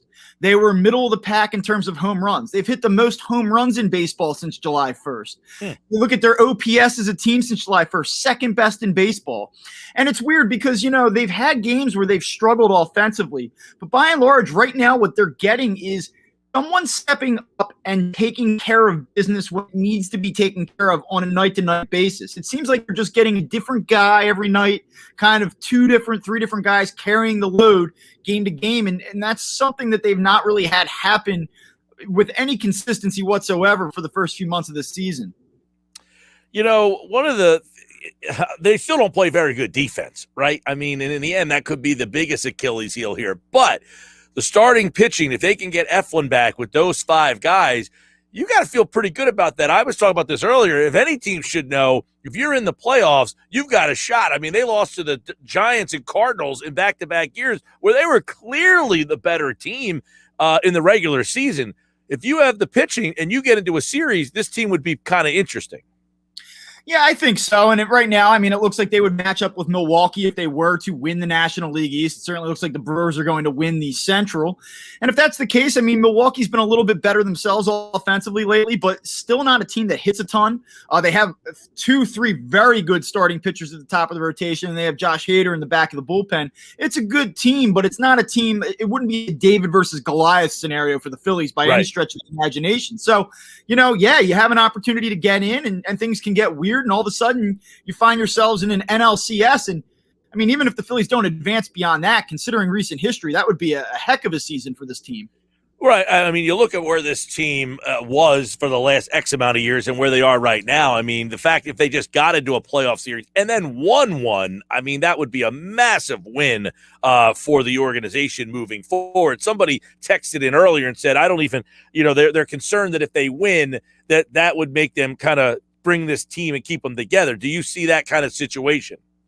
No, because they're going to keep this team together. There's not a ton of flexibility here. I mean, any concern about, well, if they miss the playoffs again, they're going to break the team up. I mean, what they'll do is, or what they could do is move someone like Rhys Hoskins, which we've talked about numerous times on this show. But is that really the thing that is automatically going to make them better? I mean, I think that the Phillies know moving forward beyond this year, regardless of what happens, that this team is not in position to compete with the elite teams in Major League Baseball. And so I think that they recognize that they could use one more big bat in the middle of this lineup. I think that they know that they could use another starting pitcher to pair with Kyle Gibson, Aaron Nola, Zach Wheeler. I think that there's a lot of different things that they're going to evaluate moving forward, and maybe even the future of Aaron Nola and how he fits in with this organization and fits into this rotation. And I still think they know that they're short in the bullpen. So the Phillies winning the National League East, I don't think creates a mirage or a false sense of security for this front office. Hey, give me your thought on, because we talked on Friday, would they come out? Would the team buy into, the fans buy into it? It felt like this weekend, where I was watching the game in a bar, and it was people getting up, high-fiving. I mean, people were into it. The fans were into it. It feels like there has been a little bit of a shift in the belief of this team. Yeah, I really think that Thursday's game in Washington was the first time where fans said, whoa. That was a game that they kind of looked at. They were going to go out and sort of lay a dud. They fight their way back, complete the sweep, and then they take care of business Friday. A lot of Mets fans down there Friday night, by the way. They take care of business Saturday. They hold on. A lot of Mets fans down there Saturday. But yesterday, it was almost entirely a Phillies crowd. They were excited from the very first pitch. There was palpable buzz in the air that I think didn't really even have anything to do with the Roy Halladay ceremony. That was a fantastic ceremony. Phillies did a great job with it. Fans were certainly there to see it. But you could tell 2-3 minutes before first pitch, that stadium was buzzing, man. And you said it. It's probably been about 10 years since we've seen anything like that. And that was certainly my takeaway. Yeah. Oh, yeah. The fact, and look, the fact that it went into outside of the stadium was people, wherever you may have been watching that game on Friday, Saturday, Sunday, people were into it. People were watching. People were clapping. People were high-fiving. It now feels, you wonder if the team understands that and sees that, and can they handle that? Yeah, that's a big question. But you know what? Based on what we saw this weekend, a very short sample, certainly they're playing with a ton of momentum. Things are going right. They've always been good at home, even as a mediocre team. But it certainly looked like they were able to handle the moment this weekend.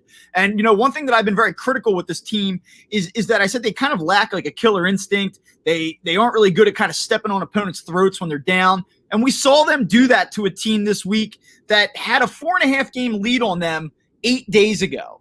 And so, listen, for me to be critical of that, I have to, tip my cap, so to speak. They showed a different gear and a different killer instinct that I have not seen from this core in 3+ seasons. Well, and the interesting part about that is you're starting to see a likable team. This team was not likable, and they're becoming likable because Gene Segura hits a home run and he shows that he's into it. Now, I thought with Segura the other day when he said, I've been in the league for 10 years, I haven't made the playoffs. That was kind of like an eye-opening comment of, there's not very many guys on this team who have even made the playoffs. McCutcheon, I think, is one of them.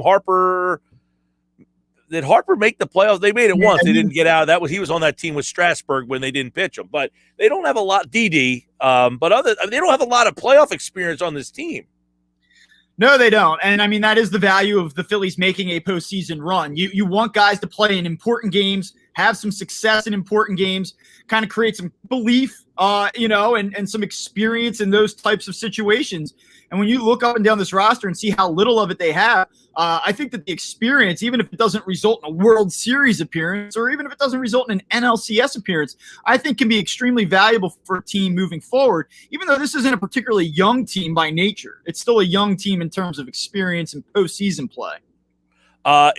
Now, this is getting a little ahead of ourselves, but if the Phillies made the playoffs, Zach Wheeler throws game 1, correct? Oh, yeah. I think that he's well on his way at this point after yesterday to being the National League Cy Young Award winner. So, yes. Well, I'm just making sure, Nola pitched opening day and listen, I'll tell you what, I think that Aaron Nola in any given game can go out and be more dominant than a guy like Kyle Gibson. But right now, if you had to go win a game tomorrow and you had to pick, 100%. Zach Wheeler, you'd probably take your shot to Kyle Gibson. He's had a better year. It's not even close. Yeah, I thought Gibson on Friday night kind of set the tone getting out of that inning and showing some, pizzazz. And, it looked like it could have been a disastrous start to that series, and he kind of got them out of that. The addition of him, and then we'll see once Suarez gets stretched out. They might go from two guys. This is another thing, Bob.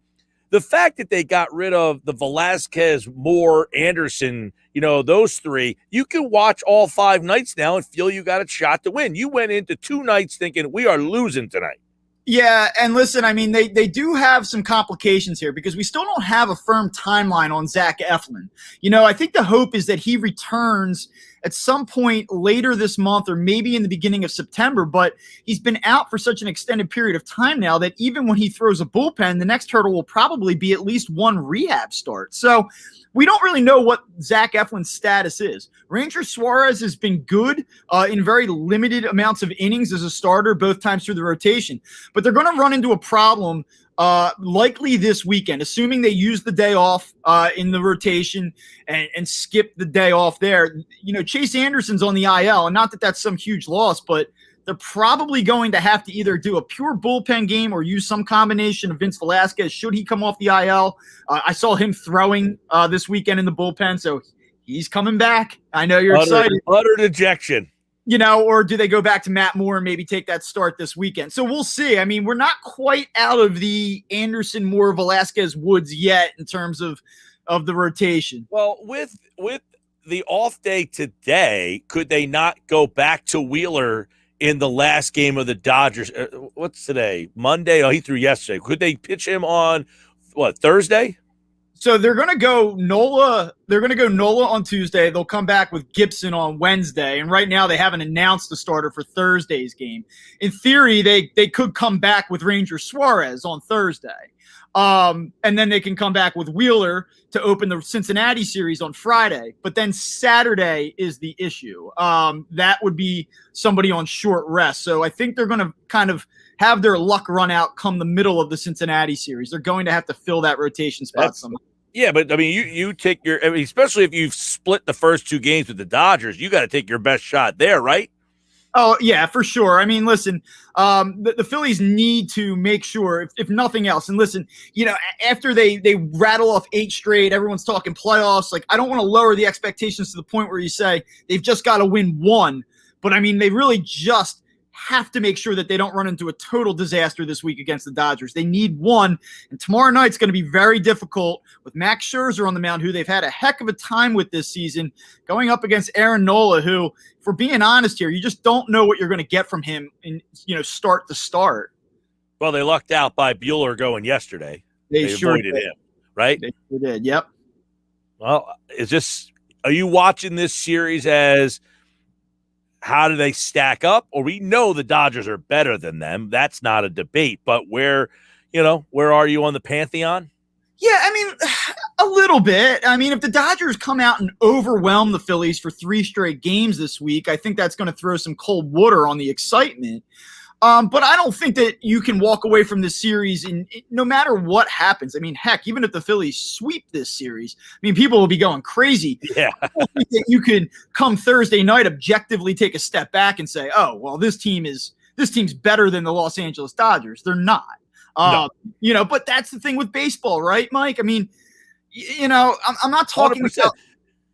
You can make the argument that right now the Dodgers are the 2011 Phillies. They are such a prohibitive favorite, and the Phillies lost to the freaking Cardinals, who had like 89 wins. I think they had 83 wins, that 2011 Cardinals team, and that's the point. You come into this, you get into a playoff situation against a prohibitive favorite.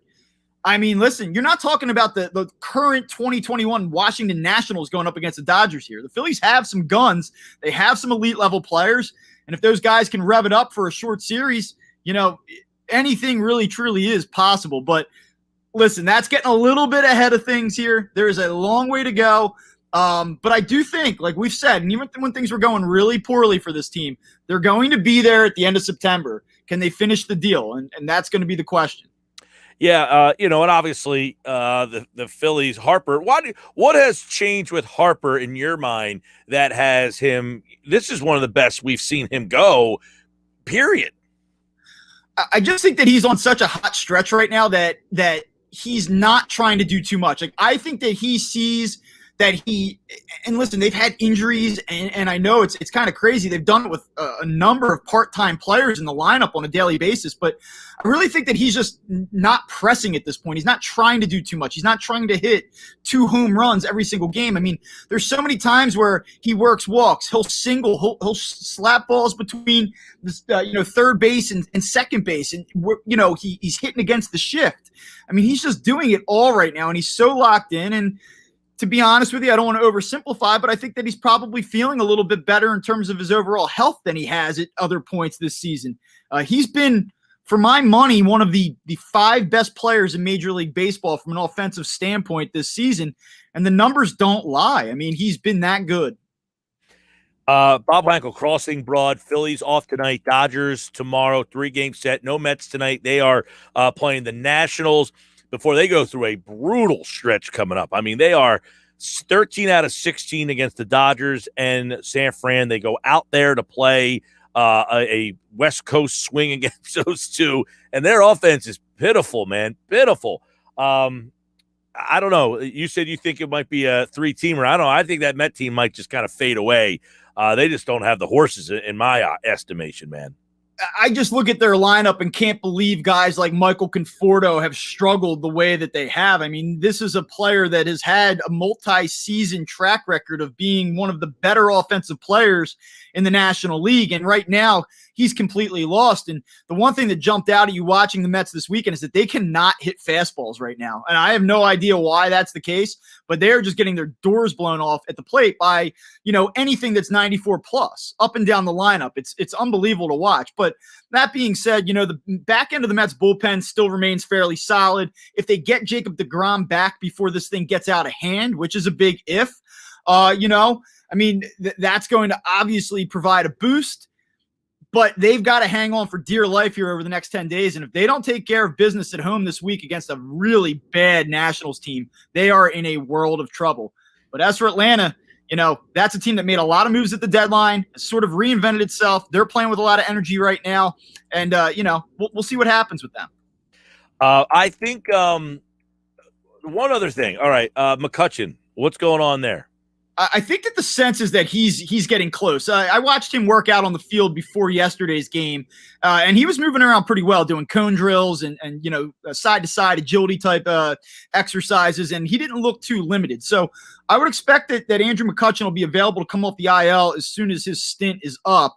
And so I do think that they feel pretty confident that he'll be back in the very near future here. All right, we got that. When's Galvis supposed to be playing?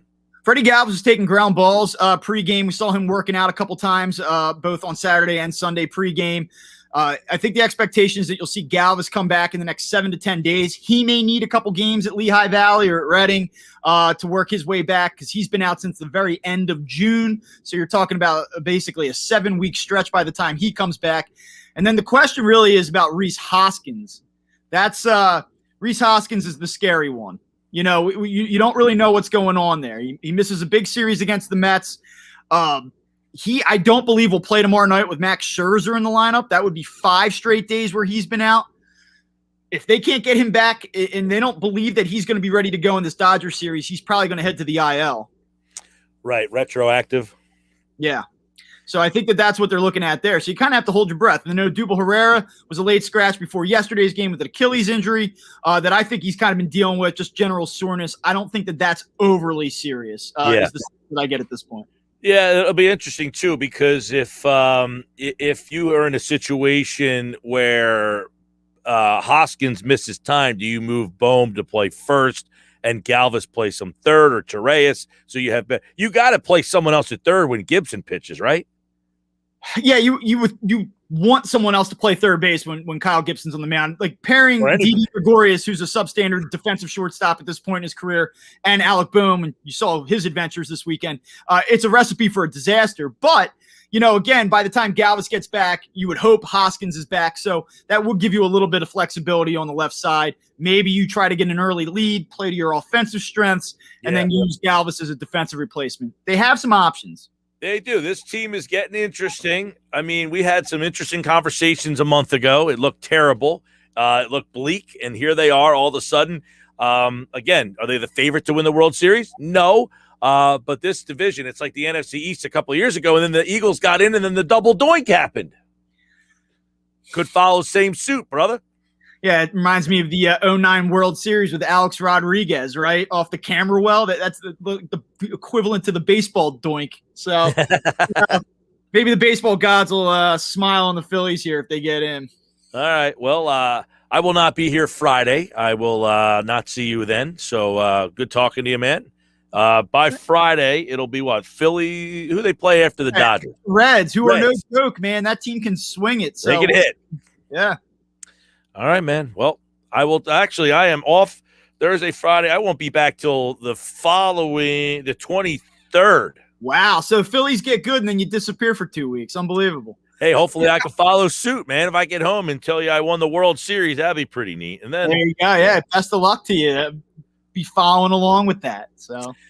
All right, man. Well, I'll talk to you at some point. All right, Mike. Talk to you soon, man. Yep, always good. Bob Wankel, Crossing Broad. Always enjoy the Phillies conversation. Just like a couple guys having a couple at the bar, shooting the proverbial you know what about the Phils. And I'll tell you, there's so many interesting storylines. He mentioned it with the Hoskins injury. What happens there? When Galvis come back, what happens there? When McCutchen comes back, when's that going to happen? What happens with the pitching this weekend? As he just said, do they push that off until after the Dodgers series? Do they kind of just tap out on the Dodgers series and say, let's, we'll go for the Reds? There's so much intrigue here, but it's good to have a pennant race. It's good to have baseball. Feels good. Phillies, Dodgers tomorrow night. And, of course, we'll have it covered here on the Sports Bash. Frank Close tomorrow, and he can have his Phillies mailbag. You can get your questions in for Frank's mailbag at Frank Close. He'll answer the questions for you. Sports Bash this hour brought to you by John Deere. Nothing runs like a deer. Run with us. Visit them online, deere.com. I'm Mike Gill. This is the Sports Bash live on 97.3 ESPN, the free mobile app. Download the app in the App Store, Apple Store, Google Play. You can text us through the app or hit us up at 609-403-0973. New info on Ben Simmons' future. Go to 973ESPN.com. Plus, deja vu. Ben Simmons' shooting video emerges on social media again. Check it out now at 973ESPN.com. But when we come back, by the way, Sixers are up like by 40. I told you should have taken that bet. Josh, I hope you listened to me. Made you some money. Sixers are up 72-38. This is like literally when the varsity team has no one to scrimmage, and the freshman coach just says, we'll throw our guys out there if you want. I mean, this is men amongst boys. This Dallas roster is embarrassingly bad. By the way, the Sixers have Maxi has 26 points and 9 rebounds. This isn't even like competitive for him at all. Jeez. Oh, man. When we come back, a little football. Jeff Kerr is in the house.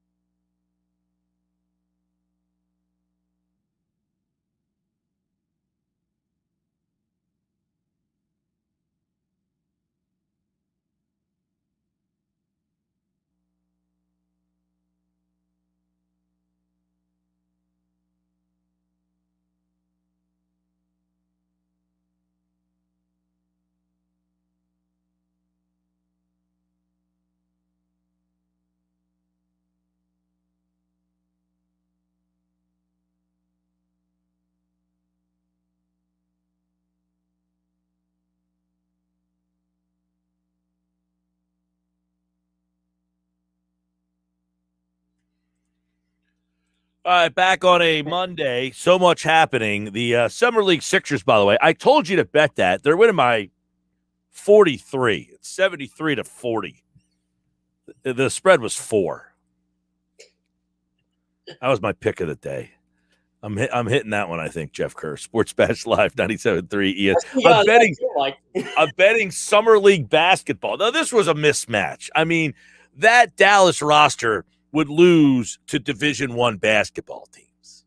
The Sixers have rotational players playing in this game. Their sixth man is playing in this game. I don't get why Tyrese Maxi is there, but I do get it, but I don't get it. I think he should have been there, but the point is, like, because he didn't play Summer League last year. I think it was just, but I said earlier with our Sixers guy, Kevin McCormick, which was, this is the kind of where he just gets a little bit out and then plays like 1 or 2 games and then you don't see him. Like, they don't need to play him all 4 games of the Summer League. No, right? I think you're right, Mike. I keep forgetting they didn't have a Summer League last year. No Summer League last year, right. So Joe and Reed, they're all playing. So they're just kicking this team's rear end. I mean, it's bad. All right, let's get some impressions from last night. Let's start with Jalen Hurts, what we saw on the field at Lincoln Financial Field last night. Well, Saturday was his worst day. I thought Sunday was one of his better days. He definitely is helter-skelter when it comes to the quarterback position. He looks great one day, looks terrible the next. And I think because – and Nick Sirianni kind of pointed this out. I'm actually writing an article about this right now for CBSSports.com. They're really focusing on his footwork, but they're trying to find the healthy balance between throwing the football and actually taking off with the football because that's his strength. And obviously during the season – he's going to have to take off. Like, he's not just going to sit in the pocket and go through his progressions. That's just not going to happen. But during these practice sessions, Sirianni wants that. And that throw to Quez Watkins last night, I'm sure you saw the YouTube video by now. Wow. I did. And Quez Watkins, I'm glad you brought him up because everybody seemingly was talking about him. So let's hear about Quez Watkins. Is he a guy that, has improved so much so that he's going to have a bigger role in this offense? I think he's going to have a bigger role. He's not a guy I would rely on, but he's a guy that can help, and that's what they need. They need guys that can help. They need Jalen Reagor and Travis Fulgham to step up, but this is a guy that can do that, and there's no expectations for him to because he was a 6th-round pick, but he obviously has chemistry with Jalen Hurts. There's no doubt about that. We saw that in the Arizona game last year. Quez Watkins was a pleasant surprise at the end of the year, and people were having him as like a roster bubble candidate. I'm like, I actually thought he was going to make the roster regardless because – 1, Hurts likes him, and 2, he provides a different element to the wide receiver core. Now, this isn't a guy, I don't think he's going to be like a 6-catch, 70-yard guy every game, but you can rely on him to make a couple catches for you, and that's what they need. Like, this receiving core is young, and they need 1 or 2 of these guys to seriously develop and kind of play a role in this offense. And Quez Watkins can do that. It'll solve a couple problems for that. Well, the question is, I thought that Peterson did not use him. He was a 6th-round pick. I didn't say that he should have got volume, but I don't think they used him correctly last year. Sirianni was asked last night about RPOs and that kind of stuff. That's where you use Watkins. RPO, bubble screens, jet sweeps, that kind of stuff. That's where he can. And every once in a while, you send him down the seam and just let him use his speed. And if you remember correctly, he got off to a slow start last year because he didn't get to play much in training camp, obviously, I think he had an injury or something like that. I'm trying to remember the whole story with him, but I remember he got off to a late start. But overall, I always liked this game. I thought, and like you said, Mike, the bubble screens are going to be the thing with him. And if the Eagles are going to focus on short passes and getting the ball to their running back, they can honestly use him in that type of role as kind of a guy that, okay, let's give him the ball, let's get him in space and see if he can get some yards after the catch. He honestly could fill the Devonta Smith role while Devonta Smith is out right now. Well, obviously Smith being out is big loss, but it's giving these other guys a chance. I know Watkins was the talk of last night, but did any of the other wide receivers, put themselves on the map at all? Not really. Jalen Reagor, he had a fumble on the reverse last night. I know you run reverses all the time, but that's a little concerning. Reagor, was inconsistent again. Travis Fulgham's been okay. I don't think he had that great of a practice last night.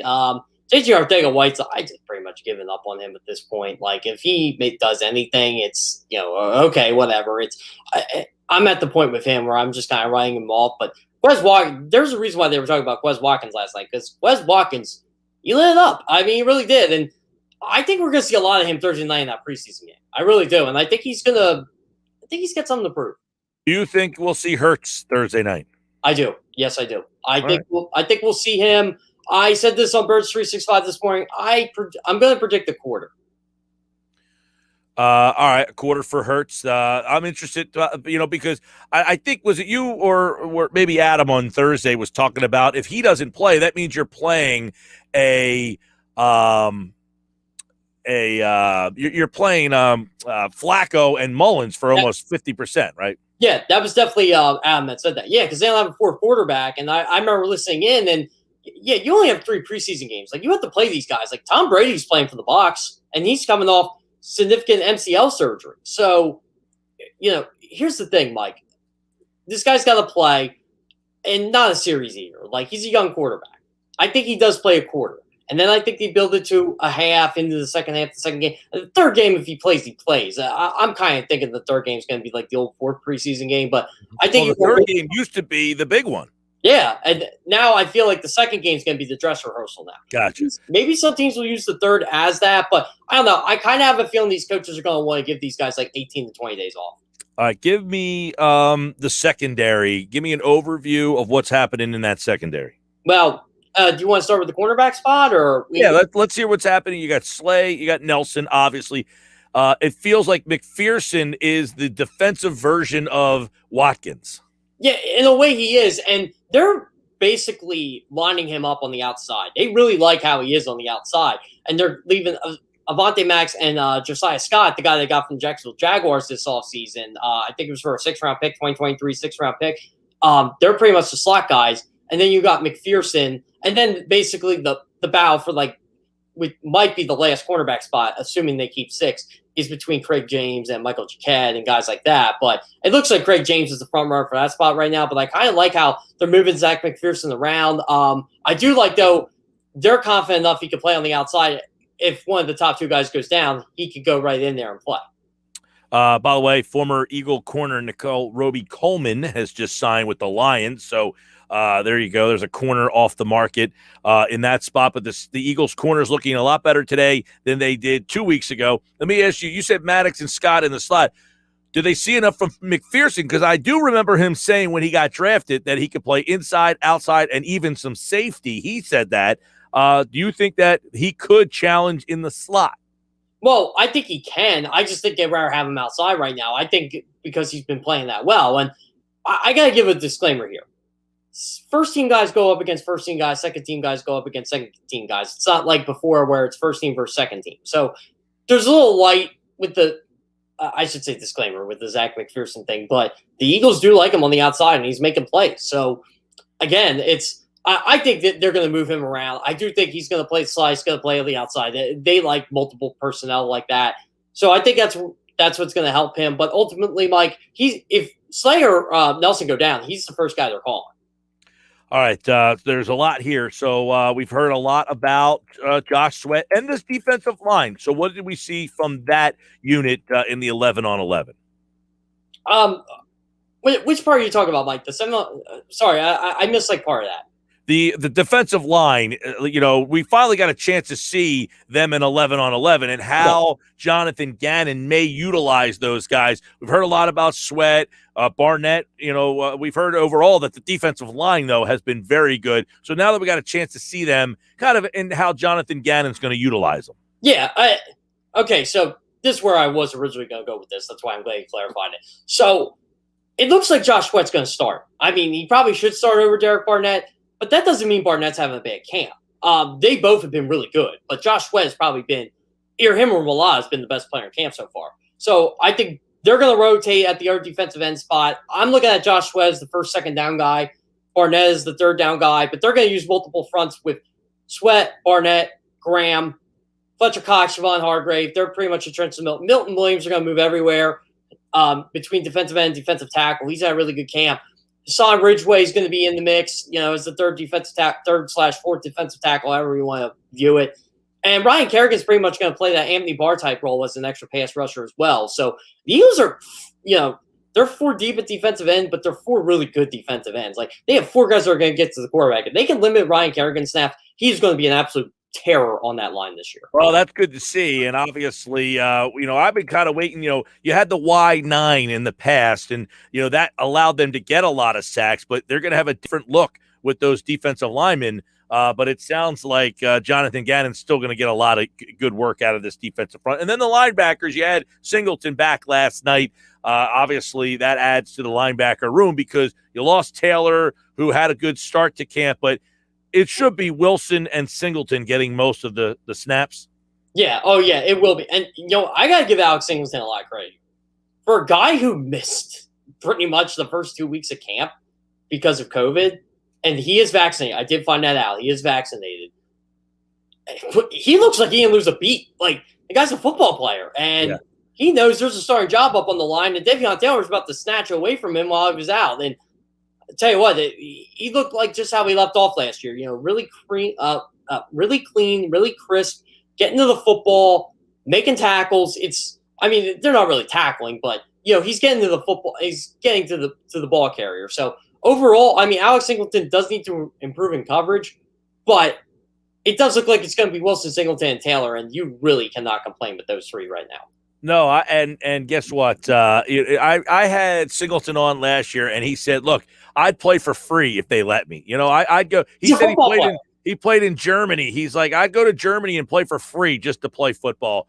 He is a football player. We'll see if he's a good football player. I know he works his rear end off, so that's a good thing. Couple quick things on the offensive line. We saw Opeta and Driscoll getting the calls in those areas. I know Brooks is out and Sayamala is out, but were you surprised that they got the first crack? Well, I think they want to see what they have in Opeta because they're 10 deep on the offensive line. And I think they got to evaluate, which players are going to keep and which players are going to cut. If you're looking at this, I'll go by this. So left tackle, you got Malai, you got Dillard. Right tackle, you got Johnson and Driscoll. So that's 4 there. Center's Kelsey's 5. Brandon Brooks is 6. 7, Sayamalo. So now you're looking at Suopeta, Matt Pryor, Luke Juriga. There's a couple other guys I'm forgetting. I'll tip my tongue right now. But you want to see what you got in Opeta. You want to see if Driscoll can play guard and tackle because, let's face it, if Lane Johnson gets hurt, they're probably going to move Malata over the right tackle, but it's not like Driscoll can't play that. So, yeah, I think you want to see how versatile Driscoll can be. Same with Matt Pryor. It's the exact same thing. Like, they could honestly get a day 3 pick for Matt Pryor right now. Like, if one of the undrafted free agents comes in there and outplays him, even if they don't outplay him, like, the Eagles could still get value for him. That's one thing about this Eagles offensive line. They're really deep right now, and I think they just want to see what these guys that have been here for a couple years can do. That's a good point you bring up, Jeff, is they have the ability. There's teams that need offensive line help. They have the depth to take the phone calls. Driscoll, Herbig, as you mentioned, Pryor, Dillard. People are going to be able – Roseman could take calls and say, hey, you need help. I got guys.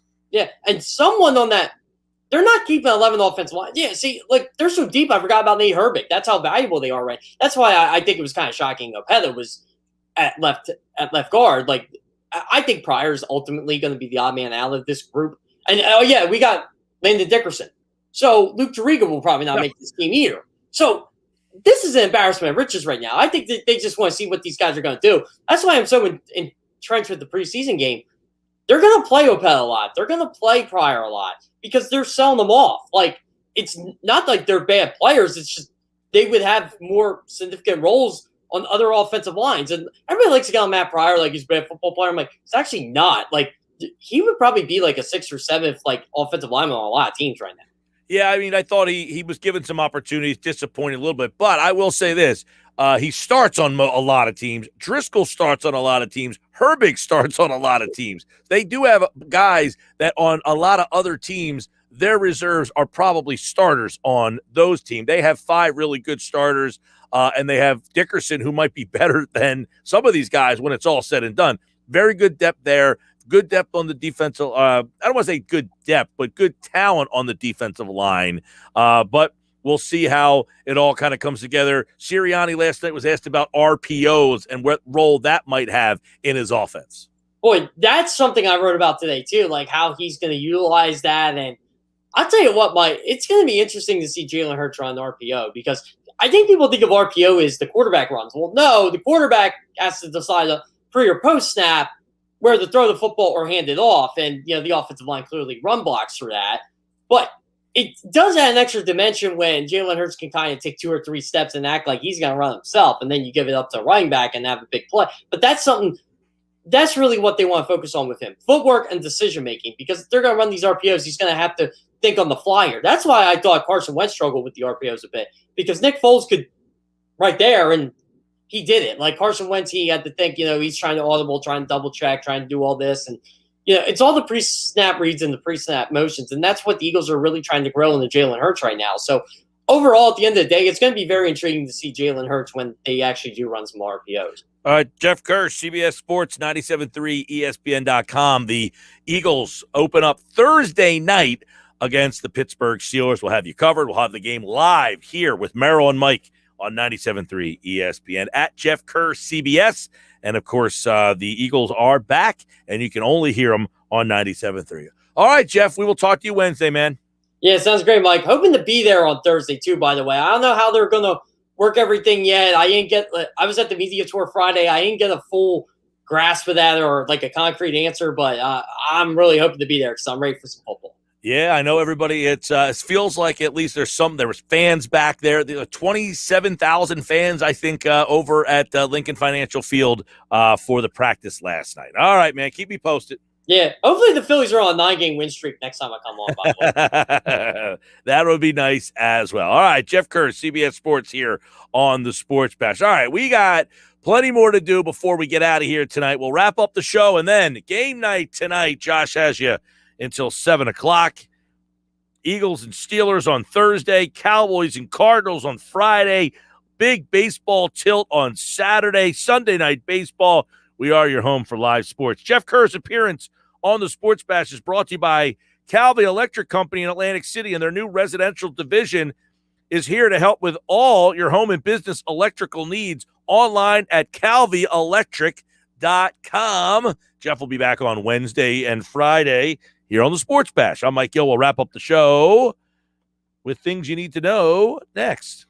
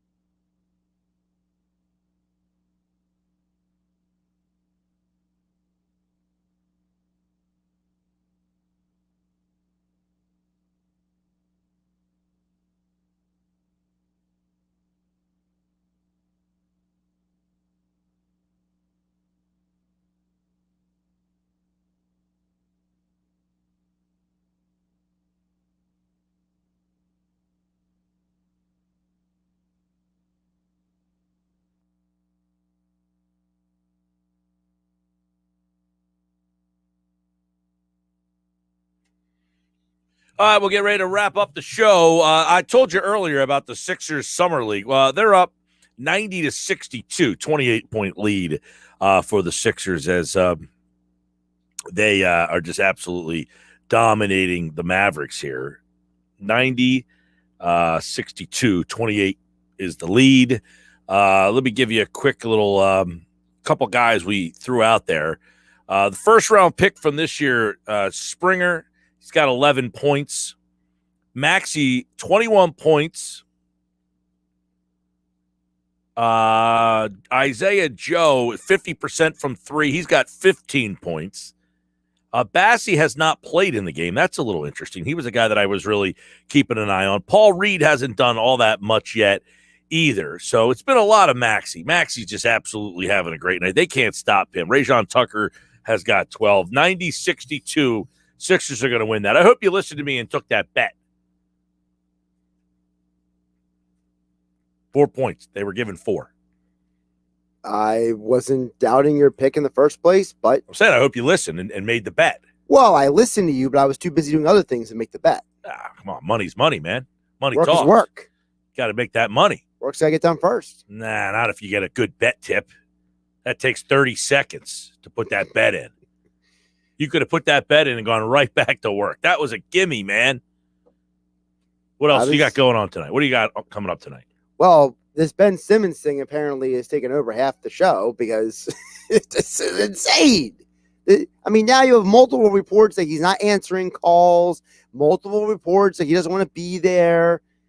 And on the same day that, oh, by the way, here's a video of Ben Simmons shooting jumpers. The whole video thing, I know that pisses people off, but it's like, do you think he tells somebody, hey, video me? No, but I think there's some point him and his team have to be like, hey, man, we've done this game before. Yeah. Maybe if you have a camera at the practice, stop filming us. Just stop. Maybe keep it for like our own So records. you think he does give it the okay? I think that Ben is aware that someone's going to put He has it to out. be aware, right? I don't think Ben's sitting there being like oblivious to everything that's going on. Probably not. I don't think he's purposely putting it out there, but I think he and his people are aware and they're okay with it. Right. It's like if he did the video of him at the free throw line, making one after another, I think people would say, okay, at least he's working on something. The 3-point video is, we're over it. Also, the driving to the basket video. Like, why do we need to see Ben Simmons driving to the basket? I haven't seen that yet. All I've seen is this. There was a video that came after. It's him, Rondo, and 50 other guy. They're all doing like drills of like taking the ball to the basket, working around like I defenders. didn't see that. I just saw the 3-pointer, him and Rondo.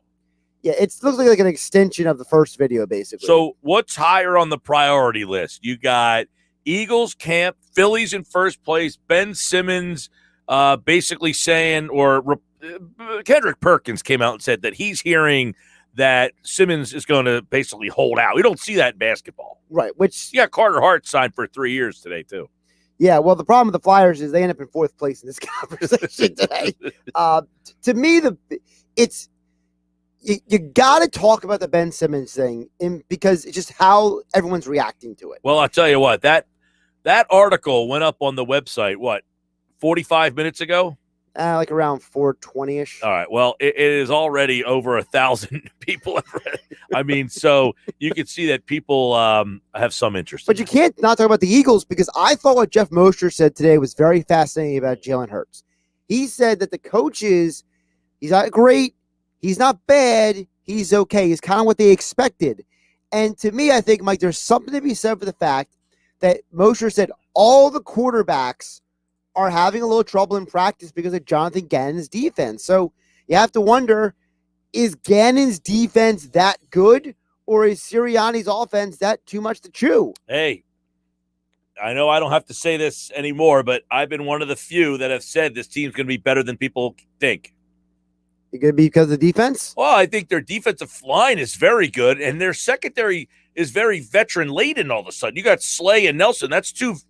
They're two veterans, and Harris and McLeod are both two solid. That's 4 solid veteran players. Also, really quick, do you think the Phillies are winning because I wore my Phillies hats for 8 days? Oh, is that? I didn't know that was the case. Oh, I didn't know either till today. Someone pointed it out to me. Okay, well, maybe that's why. They're off today. Did you wear it today? I did. All right, game night's up next. I'm back tomorrow.